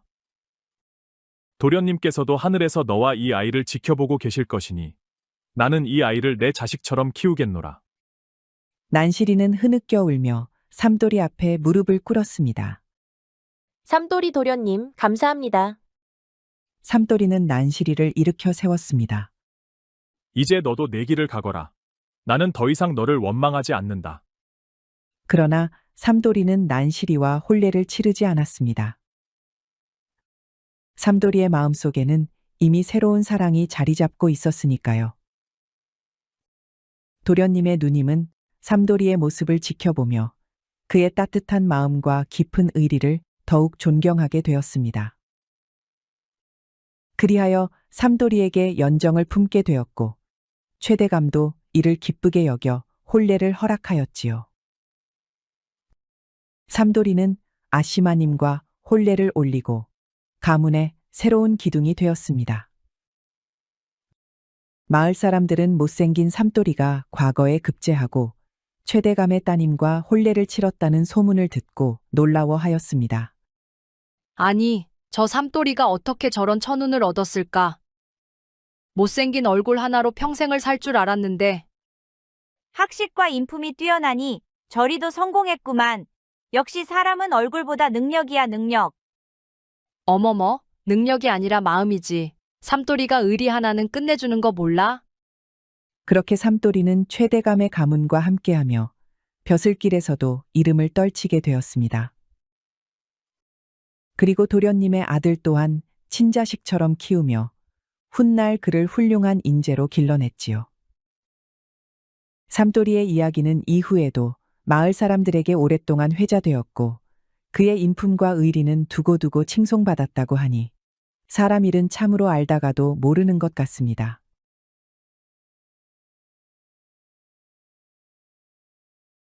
서방 잡아먹은 것이 친정에는 무슨 낯짝으로 기어와.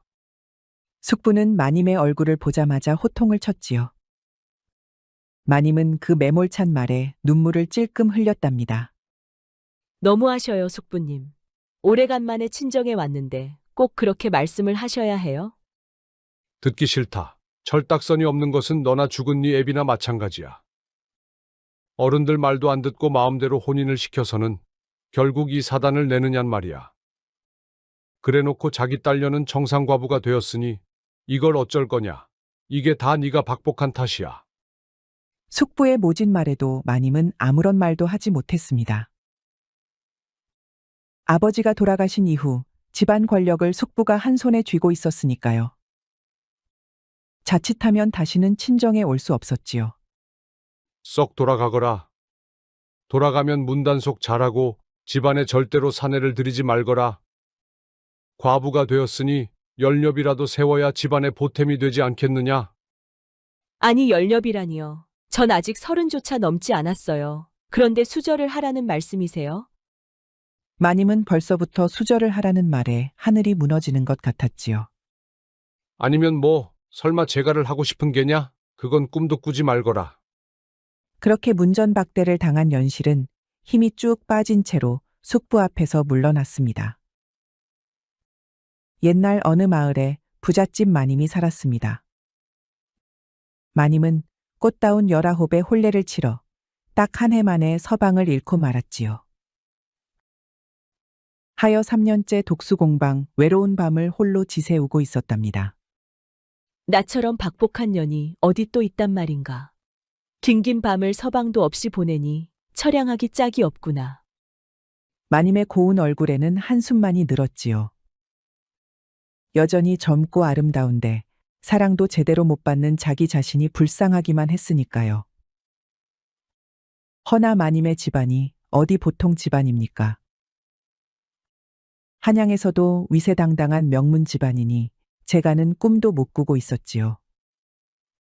오히려 열녀비를 세우겠다며 성환이 사내의 얼굴조차 보기 어려웠답니다. 그러던 어느 날이었지요. 마님이 친정 숙부에게 대판 깨지고 돌아오고 있을 때였습니다. 오래간만에 온 친정집인데 따뜻하게 맞아주기는커녕 모진 소리만 듣고 돌아서야 했지요. 서운한 마음을 안고 강가에 도착했을 때였습니다.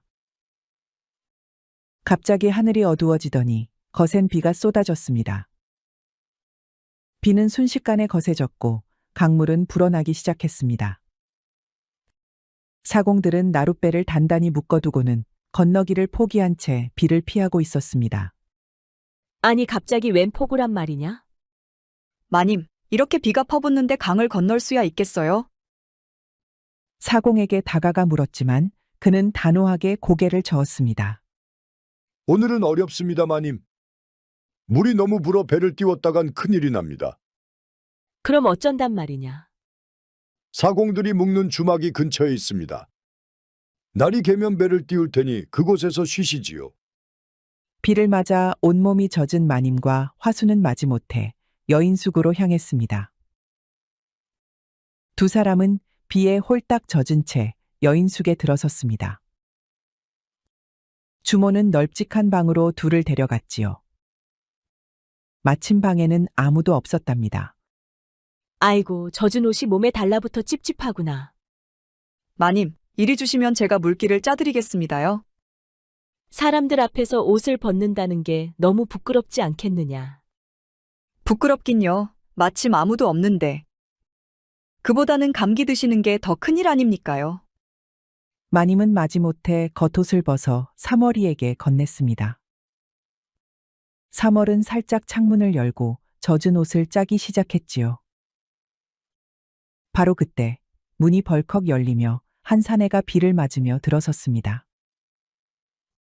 그 사내는 어깨에 물방울이 뚝뚝 떨어지는 비에 젖은 모습이었습니다. 그는 여인숙 안을 둘러보다가 마님과 눈이 마주쳤습니다. 아이고, 웬 사내가 안 해. 마님은 얼른 사머리에게서 젖은 옷을 낚아채 앞을 가렸습니다. 아니, 여보시오. 갑자기 그렇게 불쑥 들어오면 어쩌자는 것이오. 나도 비를 피하려고 들어온 것뿐인데 어찌 알았겠소? 그래도 남자가 여인들 앞에서 그렇게 빤히 쳐다보면 쓰겠소? 내가 보고 싶어서 본 것이 아니라 보이길래 본 것이오. 억울하면 나도 벗으면 될 것 아니오? 나루는 비에 흠뻑 젖은 옷을 거침없이 벗어 던졌습니다. 그리고 아무렇지도 않게 옷을 짜기 시작했지요. 아니, 이보시오. 여기 여인네들 있는데 어디서 옷을 홀랑 벗고 난리요. 서로 쌍방이잖소. 마님도 젖은 옷을 벗고 계셨으니 이제 비긴 것이오. 사머리는 어이가 없어 입을 다물지 못했고 마님은 얼굴이 발갛게 달아올랐습니다. 그런데 마님은 나루의 단단한 몸을 보고 순간 가슴이 두근거렸습니다. 곱기만 한 사대부들 사이에서는 본 적 없는 야성적인 몸이었지요. 나루는 아무렇지도 않게 젖은 옷을 탈탈 털어 다시 입었습니다. 그런데 어디를 다녀오는 길이오? 아니, 그것을 알아서 무엇하겠소? 요새 수적들이 이 근처에서 설치고 있어서 그러지요. 놈들이 점점 세력을 키우고 있다 하더이다. 아니, 이런 무서운 일이 있단 말이에요? 그러니 마님께서도 조심하셔야 하오. 밖에서는 여전히 비가 세차게 내리고 있었습니다. 마님과 여종 사머리는 여인숙 한 구석에 자리를 잡았습니다. 나루는 젖은 옷을 탈탈 털어 입었지요. 마님은 그런 나루를 은근히 훔쳐보았습니다. 사공인 것 같은데 참으로 건장한 체격이로구나. 헌데 나루가 마님의 시선을 눈치챘는지 씩 웃었지요. 왜? 더 보고 싶소? 그럼 훔쳐보지 말고 실컷 보시구려. 무슨 소리요? 우리 마님이 댁을 왜 본단 말이오? 사머리가 눈에 쌍심지를 켰지요. 허나 정작 마님은 얼굴이 새빨개졌답니다. 그때였습니다. 여인숙의 문이 벌컥 열리며 주모가 들어오는 것이었습니다. 아이고, 비가 많이 오니 다들 속이 싸늘할 텐데 이거라도 좀 드시구려. 아니, 주모. 이런 날씨에 일부러 가져오셨소? 기껏 비바람 따위 뭐가 대수겠수. 여기 머무는 손님들끼리 따뜻한 국밥 한 그릇 나누면 그게 더 좋수. 마님과 사머리는 고맙다며 주모에게 고개를 숙였지요. 나루도 국밥을 받아다 맛있게 들이켰지요. 그런데 바로 그때였습니다. 여인숙 문이 다시 거칠게 열리더니 바람처럼 검은 그림자들이 밀려들어 왔습니다. 거친 장정을 앞쓴 무리 서너 명이 비에 젖은 채로 들어섰습니다. 여인숙 안을 쓱 훑어보는 것이 눈빛이 예사롭지 않았지요. 오늘은 날씨는 거칠지만 운이 좋구만.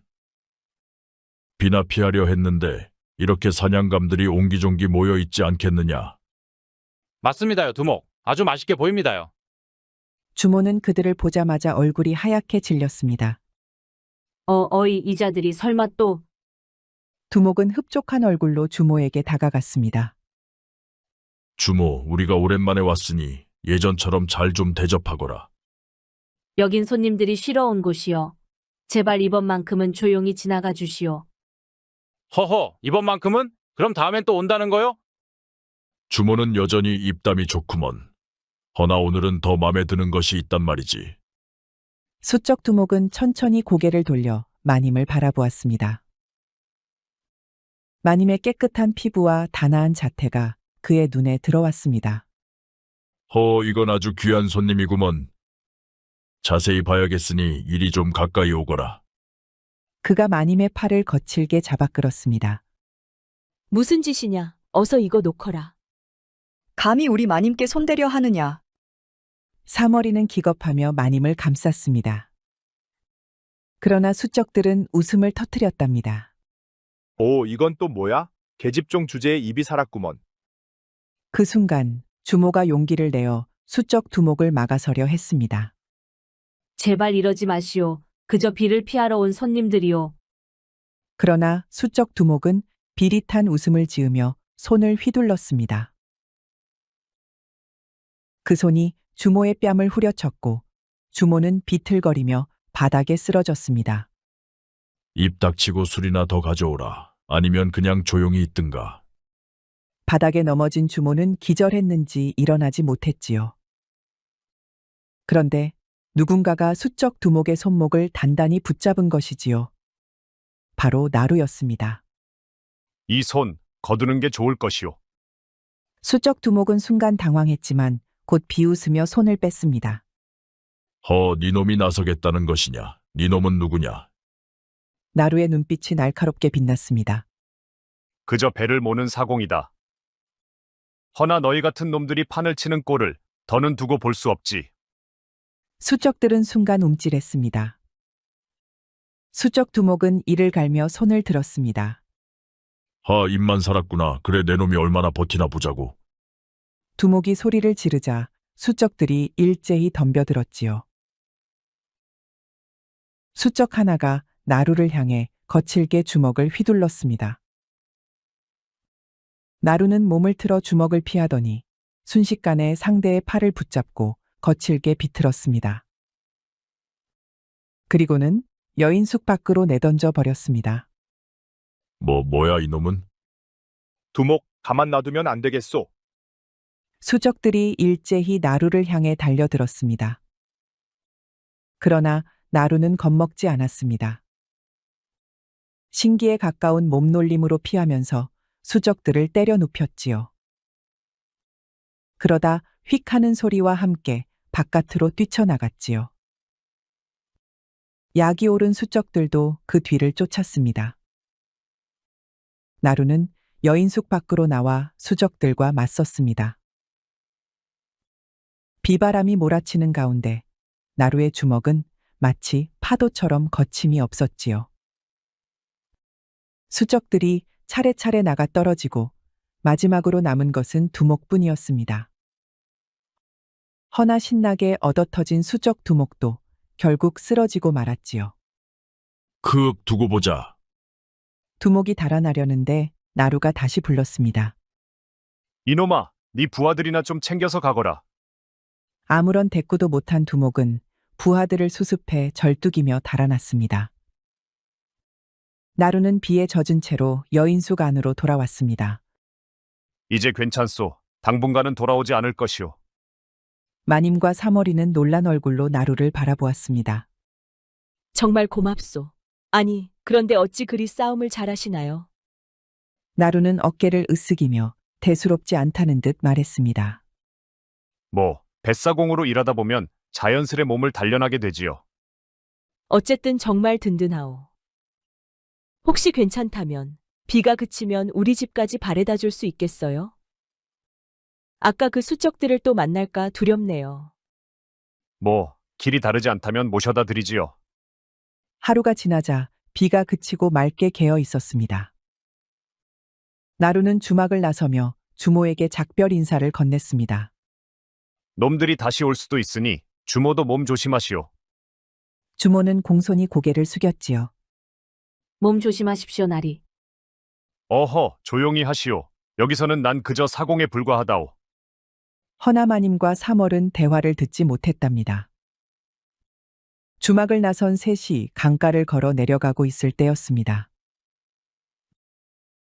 마침 비가 내린 후라 길이 미끄러웠지요. 마님이 그만 발을 헛딛고 말았습니다. 아이고, 아야. 아니, 마님, 괜찮으십니까? 마님이 넘어지면서 돌뿌리에 허벅지를 부딪힌 것이었죠. 사멀은 급히 마님을 부축했습니다. 하지만 마님의 얼굴이 창백해졌고 다리를 제대로 딛지도 못했습니다. 아이고, 이를 어째. 허벅지를 심하게 찧었는지 너무 아파 걸을 수가 없구나. 아이고, 이를 어쩐다요. 마님, 우선 제 등에 업히셔요. 사멀은 마님을 업고 힘겹게 한 걸음 한 걸음 내디뎠습니다. 그러나 사머리도 이내 기우뚱하고 말았지요. 결국 중심을 잃고 넘어지면서 비탈길에 쭉 미끄러지고 말았답니다. 아이고, 허리야. 이런, 다치지는 않았소? 나루가 다가와 사멀을 살폈습니다. 사멀은 일어서지도 못했지요. 허리를 삐끗한 것 같소. 이를 어찌하면 좋단 말이요? 어디 한번 봅시다. 나루는 3월의 저고리를 살짝 걷어 올리고 다친 곳을 살폈습니다. 3월의 허리를 만져보던 나루는 심각한 표정을 지었습니다. 이러다간 둘 다 움직일 수 없겠소. 이래선 의원을 찾아야겠으니 내 둘 다 업고 가리다. 아니, 남녀가 유별하거늘 어떻게 총각의 등에 업힌단 말이요? 뭐, 업히기 싫다면 이곳에 그대로 계시든가. 나루가 어깨를 으쓱하며 돌아서자 3월은 다급히 손을 내저었습니다. 업히겠소. 나루는 마님을 돌아보며 말했습니다.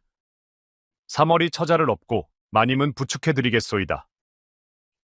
알겠어요. 그럼 잘 부탁드려요. 마님은 부끄러워하면서도 조용히 나루의 어깨에 몸을 기댔습니다. 나루는 천천히 걸음을 내디뎠습니다.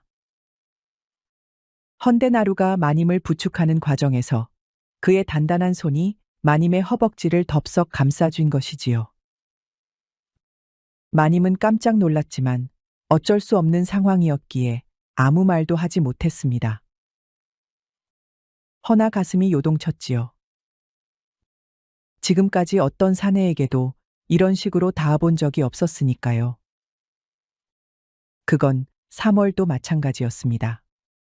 무겁지는 않소? 깃털처럼 가볍소. 이렇게 사내의 등에 엎여본 것이 태어나서 처음이었습니다. 등에 느껴지는 뜨거운 체온, 단단한 어깨. 3월의 얼굴도 어느새 붉게 달아올랐습니다.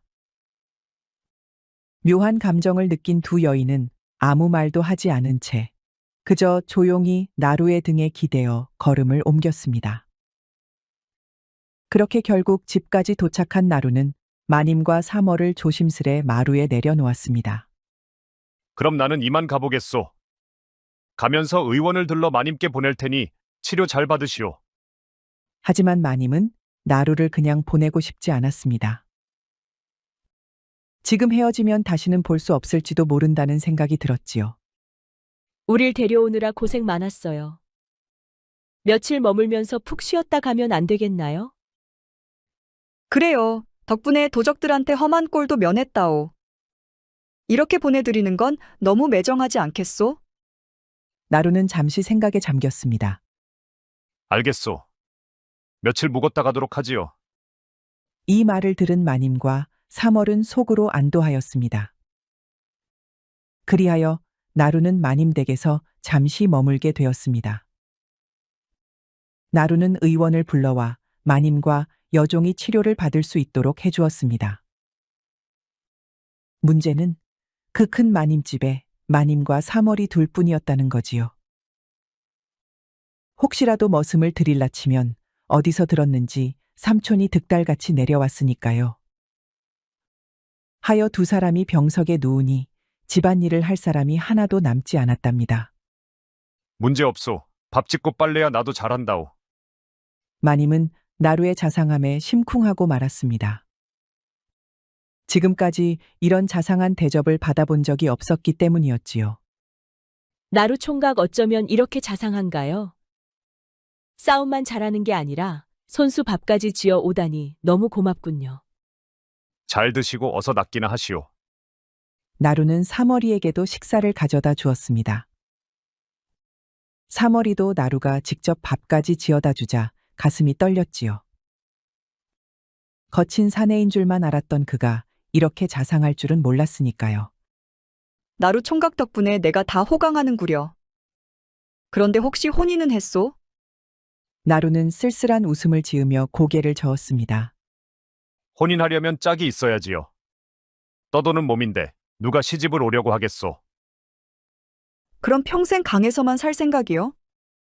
뭐, 그것도 재밌지 않겠소? 3월은 잠시 고민하더니 슬며시 웃었답니다. 내가 마님께 한번 말씀드려 볼 테니 이 집에서 일할 생각은 없소? 마님께서 나 같은 사람을 쓰시겠소? 농사도 지어본 적 없는데. 사람 나름이 아니겠소. 총각이 마님을 구해줬으니 마님도 마다하지 않을 것이요. 나루는 생각하더니 고개를 끄덕였습니다. 알겠소. 그것도 재밌을 것 같으니. 호호, 그럼 내가 잘 말씀드려 보겠소. 3월은 다리를 주무르던 나루를 바라보며 입을 열었습니다. 그나저나 다친 허리가 너무 쑤시는데 살살 좀 문질러 주실 수 있소? 그럼 이리 내보시오. 나루는 조심스레 3월의 허리를 문질러 주었습니다. 3월은 저도 모르게 나지막한 신음을 흘렸고 얼굴이 붉어졌습니다. 조금 지나자 통증이 누그러지는 듯 했지요. 나루 총각, 난 총각만 보면 가슴이 뛴다오. 이런 기분은 정말 처음이오. 아니 가진 것 없는 내가 뭐가 좋단 말이오? 재물이 많아야 사네요? 듬직해야 진짜 사내란 말이오. 3월의 말에 나루도 가슴이 쿵쾅거렸지요. 한평생 장가는 꿈도 꾸지 못할 줄 알았는데 이런 말을 해주는 여인이 있을 줄이야. 나루는 머뭇거리다 황급히 방을 나섰습니다. 그럼 이만 쉬시오. 이번엔 마님의 방으로 들어갔지요. 마님 식사는 다 하셨소? 덕분에 잘 먹었어요. 그가 밥상을 들고 나가려 하자 마님이 나직한 목소리로 그를 불렀습니다. 총각 잠시만 이리 와서 앉아보셔요. 나루는 마님 곁으로 다가가 조용히 앉았습니다. 무슨 일이십니까? 총각은 올해 몇이죠? 25이오. 저랑은 4살이 차이가 나네요. 4살 터울은 궁합도 안 본다는 말이 있지요. 마님은 그 예쁜 눈으로 나루를 올려다보았죠. 총각, 난 과부 신세가 된 지 오래예요. 그러니 오늘 밤 제 곁을 지켜줄 수 있겠어요? 나루는 순간 어리둥절했습니다. 아니 밤에 무슨 일이 난다는 것이오? 그런 게 아니라 저도 여인이어요. 그리고는 나루의 두 손을 덥석 잡았습니다. 잠깐만 급한 일이 좀 생각이 났소. 나루는 급히 마당으로 나와 가슴을 진정시켰습니다. 아니 이게 무슨 난리란 말인가? 이런 난관은 내 평생에도 처음이로구나. 그는 멍하니 밤하늘을 올려다보며 혼잣말을 중얼거렸습니다. 마님과 3월이 입던 옷들은 어제 내린 비에 젖어 더러워진 상태였습니다. 나루는 새로 깨끗이 빨아 널어둔 옷을 걷어 방으로 들고 갔습니다. 마님과 3월은 나루가 가져온 깨끗한 옷을 보며 눈을 반짝였습니다. 새로 빨아둔 옷이오. 갈아입으시지요. 이렇게까지 해주니 몸둘 바를 모르겠네요. 마님은 살며시 미소를 지으며 옷을 받아들었고 3월도 기뻐하며 고개를 끄덕였습니다. 총각이 참 자상하기도 하시오. 그날 밤 나루는 사랑방에서 몸을 뉘이며 잠시 숨을 돌렸습니다. 하지만 쉬기도 전에 마님이 조심스럽게 방문을 열었습니다. 나루 총각, 잠시 이야기 좀 해요. 나루가 마님 방에 들어서자 마님은 그를 애틋한 눈빛으로 바라보았습니다. 총각이 없으면 나는 이제 안 될 것 같아요. 자꾸만 총각이 보고 싶고 총각이 언제 찾아올까 기다려지기만 해요. 이래선 안 된다는 걸 알면서도 마음이 자꾸 가니 전 어쩌지요? 나루는 마님의 말을 들으며 당황했습니다. 오늘 밤 내 곁에 있어 줄 수 있겠어요? 나루는 어찌할 바를 몰랐지만 마님이 간절한 눈빛으로 바라보자 결국 고개를 끄덕였습니다. 알겠소. 그러니 그만 우시오. 정말인가요? 그 말씀 정말인 것이지요? 그렇소. 나루는 방을 나오며 얼굴을 붉혔습니다. 하지만 여유를 가질 틈도 없이 이번에는 3월이 그를 기다리고 있었습니다. 총각, 어디 다녀오시는 것이오? 그냥 바람 좀 쐬러.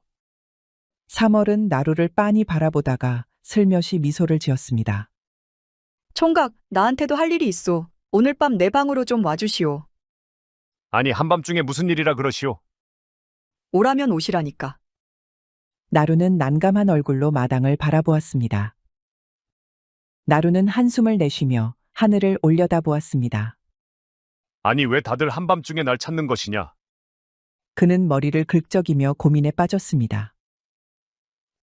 마님과의 약속을 저버릴 수도 없고 3월의 부탁도 거절하기 어려웠습니다. 아니 이거 정말 난감하구먼. 그는 깊은 한숨을 내쉬며 어디로 가야 할지 망설였습니다. 나루는 약속대로 마님 방으로 들어갔습니다. 어서 와요, 총각. 이리 가까이 오셔요. 나루는 조심스럽게 다가가 마님 곁에 앉았습니다. 저 좀 일으켜 주시겠어요? 나루가 마님의 등을 받쳐 일으켜 세웠지요. 그러자 마님은 갑자기 그의 품에 몸을 기대었습니다. 나루는 당황했지만 마님은 그를 꼭 끌어안았지요. 나루 총각, 절 으스러지게 안아주셔요. 나루의 심장이 빠르게 뛰기 시작했습니다. 하지만 그 순간 마님이 그의 옷고름을 풀자 나루는 깜짝 놀라 몸을 뺐습니다. 헌데 마님은 한술 더 떴지요. 마님의 손이 바지춤으로 쑥 들어오는 게 아니겠습니까? 어쩜 이리도 실한가요? 이 좋은 걸 저한테도 좀 줄 수 없겠나요? 너무나도 놀란 나루는 더 견딜 수 없었지요. 벌떡 일어나서는 바지춤을 단단히 움켜쥔 채에 달아나고 말았답니다. 총각, 아니 이렇게 하고 가면 어떡해요? 홀로 남은 마님은 서러움에 눈물을 흘렸답니다. 아이고 박복한 내 신세야. 사내품도 모르는 나는 도대체 여인이 맞는지도 모르겠구나. 마님 방을 빠져나온 나루는 마당에서 숨을 크게 들이쉬었습니다. 평생 총각이던 나루에게 마님은 너무 자극이 강했으니까요. 헌데 이번에는 3월과의 약속이 떠올랐습니다. 설마 3월이도 이러면 어떡하지? 내가 이런 일에는 영잼병이라 어찌 해야 할지 모르겠구먼. 결국 나루는 심호흡을 한 번 더 한 뒤 3월의 방으로 향했습니다. 어서 와요, 나루 총각. 기다리고 있었소. 그래, 다친 허리는 좀 어떻소? 내일쯤이면 일어나도 되겠소. 그래도 그만하길 다행이구려.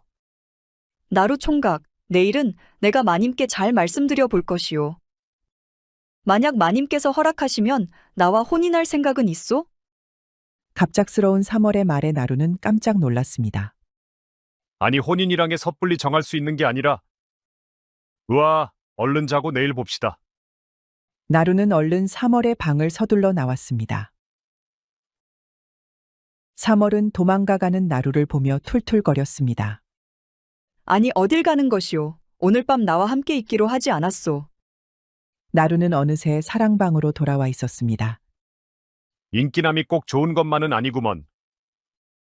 양쪽에서 달려드니 누굴 선택하고 누굴 거절해야 할지 참으로 난감한 일이로다.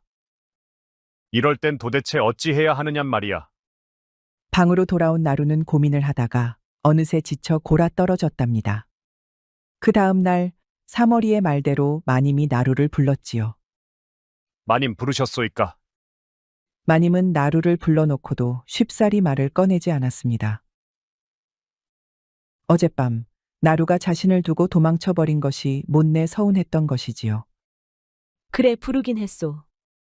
나루는 마님의 표정을 살피며 조심스럽게 대답했습니다. 마님께서 저를 찾으셨다기에 왔소. 3월이가 그러는데 총각이 일을 참 야무지게 잘한다지요? 우리 집에서 일해볼 생각이 있나요? 나루는 잠시 머뭇거렸습니다.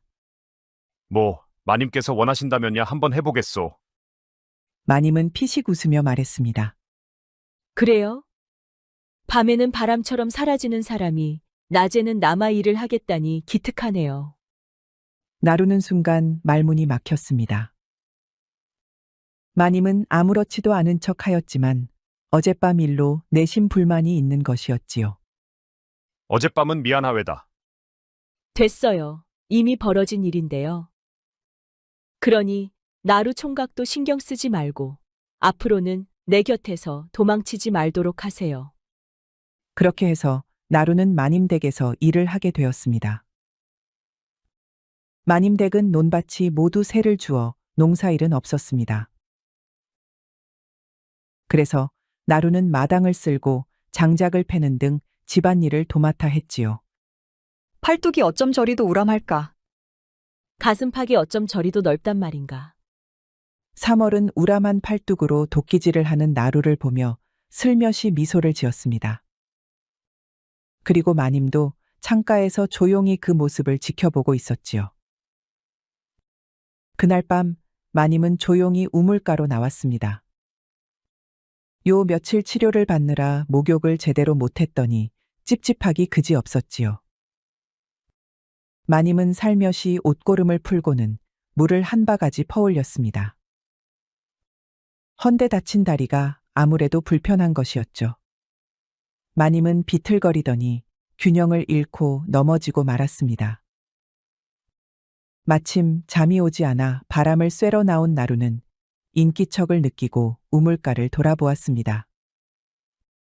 그런데 마님이 쓰러져 있는 것이었죠. 마님 괜찮으시오. 그는 재빠르게 마님을 부축하여 일으켰습니다. 헌데 곧바로 얼굴이 벌개졌지요. 속옷이 물에 젖어 몸에 달라붙어 있었으니까요. 어머, 총각이 여기 웬일이에요? 마당에 나왔는데 마님이 쓰러지는 걸 보고 그냥 지나칠 수가 없었소. 나루는 마님의 다리를 살폈습니다. 여전히 커다랗게 멍이 들어 있었지요. 아직 다 나은 것이 아닌가 보. 이참에 나루 총각이 저를 좀 도와주시겠어요? 아니 마님, 지금 무슨 말씀을 하시는 것이오? 혼자서는 씻기도 힘들어서요. 총각이 도와주면 더 편할 것 같은데요. 나루는 얼굴이 뜨겁게 달아올랐습니다. 마님은 슬쩍 나루의 팔을 감쌌지요. 어젯밤 내 방에서 도망가더니 오늘은 또 내 곁을 떠날 건가요? 제 부탁 하나 못 들어주겠단 말이셔요? 나루는 차마 거절할 수 없었습니다. 알겠소. 그럼 목욕만 도와드리겠소. 어머, 제가 그럼 뭘 또 부탁할까 봐요? 마님은 천연덕스럽게 웃으며 자리에 앉았습니다. 나루는 차마 마님을 똑바로 보지 못하고 조심스레 등에 물을 부었습니다. 그런데 그때였습니다. 3월은 물을 마시러 나왔다가 우물가에서 누군가 있는 것을 보았지요. 가까이 가보니 나루가 마님을 씻겨주고 있었습니다. 아니, 이게 무슨 광경이란 말이오. 나루는 깜짝 놀라 얼른 물바가지를 내려놓았습니다. 마님은 3월의 반응이 재미있다는 듯 천연덕스럽게 미소 지었습니다. 어머, 3월이 아니냐. 아니, 마님, 지금 그게 중요한가요? 대체 이게 어떻게 된 일인가요? 보다시피 총각이 내 목욕을 도와주고 있지 않느냐. 마님 다리가 아직 다 낫지 않은지라. 3월은 얼굴이 불그락푸르락해졌습니다. 아니, 그래도 그렇지. 다른 사람이 있거늘 어찌 남정네한테 그런 일을 시킬 수가 있단 말이오. 어머, 질투하는 것이냐? 마님의 능청스러운 대답에 3월은 더욱 화가 났습니다. 질투라니요. 나는 나루 총각이 마님한테 홀려 넘어가는 게 걱정되어 그러는 것이 아니겠소. 나루 총각, 당장 나랑 얘기 좀 합시다. 3월은 성큼성큼 다가와 나루의 팔을 붙잡았습니다. 아니 그게 아니라. 하지만 3월은 들은 척도 않고 나루를 끌고 가기 시작했습니다. 마님은 그 모습을 바라보며 미소를 지었습니다. 어머나, 질투하는 게 맞는 것 같구나. 마님은 유유히 우물가에서 목욕을 마쳤지요. 며칠이 지났습니다. 요새 마님과 3월이는 나루를 두고 신경전을 펼치고 있었지요. 그래도 집에 사내가 없을 때보다는 훨씬 흥분되고 재밌는 나날이었답니다. 그러던 어느 날이었지요. 아니, 사내를 안채까지 끌어들였단 말이냐? 내가 분명 몸가짐을 단단히 하라고 했지 않느냐? 마님은 기겁을 했지요. 그런 것이 아니옵니다. 시끄럽다. 이미 수상한 소문이 떠돌고 있으니 무슨 말을 해도 변명으로 들릴 뿐이다. 숙부의 불호령에 마님은 입을 다물었습니다. 그때 나루가 방에서 조용히 걸어 나왔습니다. 마님을 그렇게 몰아세우지 마시지요. 숙부는 나루를 노려보았습니다. 내 이놈, 내가 감히 어디서 여염집 부인을 농락하려 드느냐? 볼 것 없다. 여봐라. 저놈을 붙잡아 멍석마리를 하여라. 숙부가 데리고 온 머슴들이 나루에게 덤벼들었지요. 허나 나루는 순식간에 쓰러뜨리는 것이 아니겠습니까? 아니, 니놈은 대체 누구냐? 나루는 담담하게 대꾸했습니다. 저의 정체가 궁금하시다면 직접 확인해 보시지요. 나루는 허리춤에서 호패를 꺼내 숙부에게 보였습니다. 그 폐에 새겨진 문양을 보자 숙부의 얼굴이 순식간에 창백해졌습니다. 이럴 수가. 이 호패는 오직 왕족에게만 주어지는 물건이었으니까요. 설마 휘선대군 저하? 휘선대군은 왕세자의 동생이었지요. 숙부는 순식간에 태도를 바꾸어 땅에 엎드렸습니다. 황공하옵니다 전하. 어찌 미처 모르고 이리 큰 실례를 저질렀는지. 마님도 깜짝 놀랐습니다. 아니 나루 총각이 휘선대군 저하셨단 말이오? 나루는 가볍게 고개를 끄덕였습니다. 나는 본디 신분을 감추고 떠돌아다녔다오. 사공으로도 살고 머슴으로도 살았지. 헌데 마님과 사머리에게 더는 거짓을 말할 수 없소이다. 삼월은 입을 틀어막으며 마님을 힐끗 쳐다보았습니다. 그럼 마님은 왕족과 인연이 닿은 것이구먼요. 사머라, 그대도 마찬가지 아니겠느냐? 삼월은 놀란 얼굴로 나루를 쳐다보았습니다. 아니 저까지 걷어주시겠다는 것이오? 사머리는 언제나 곁에서 나를 챙겨주었소. 마님도 사머리도 나에겐 소중한 인연이오. 마님은 천연덕스럽게 웃으며 삼월의 어깨를 툭 쳤습니다. 결과적으로 우리 둘이 같은 배를 탄 셈이로구나. 삼월은 얼굴이 벌겋게 달아올랐습니다. 마님이랑 함께라면 저도 좋아요. 삼촌은 잔뜩 기가 죽은 채 조심스레 입을 열었습니다. 저하, 이 미천한 조카딸을 거두어 주신다니 황송할 따름이옵니다. 듣자 하니 열녀비를 세우고 싶다고 하던데? 아닙니다. 그거 다 헛소문이옵니다. 숙부가 펄쩍 뛰자 마님은 짓궂게 웃었답니다. 아니 숙부님, 말이 달라지셨습니다. 이제 됐소. 더는 숙부를 나무라지 마시오. 삼촌은 잔뜩 몸을 움츠리며 연신 고개를 조아렸습니다. 며칠 뒤 마님과 사머리는 곱게 단장한 채로 가마에 올랐습니다. 오늘은 휘선대군과 혼례를 올리는 날이었지요. 삼월아, 우리가 함께할 줄은 꿈에도 몰랐구나. 마님, 이젠 사이좋게 지냅시다요. 두 여인은 서로의 손을 꼭 잡았습니다. 이제 두 분은 더 이상 속세의 여인이 아니오. 우리 함께 행복한 나날을 만들어 봅시다. 그렇게 세 사람은 새로운 인연을 맺고 함께 행복한 나날을 보내게 되었습니다. 그날 밤 휘선대군은 먼저 마님의 방으로 향했습니다. 방 안에는 은은한 향이 감돌았고 마님은 단아한 자태로 앉아 있었습니다. 저하, 오늘은 제 차례인가요? 그래, 오늘은 마님과 함께할 차례지. 마님은 그의 품으로 다가섰습니다. 휘선대군은 마님을 으스러지게 품에 안았습니다. 다음 날 밤, 이번에는 삼월의 방이었습니다. 삼월은 휘선대군이 들어오자 삐죽거리며 팔짱을 꼈습니다. 마님 방에서 오래 머물렀다면서요? 제가 서운하지 않을 거라고 생각하셨습니까? 휘선대군은 미소를 지으며 그녀를 품에 끌어당겼습니다. 서운했구나. 그럼 오늘 밤은 오롯이 너에게만 집중하도록 하마.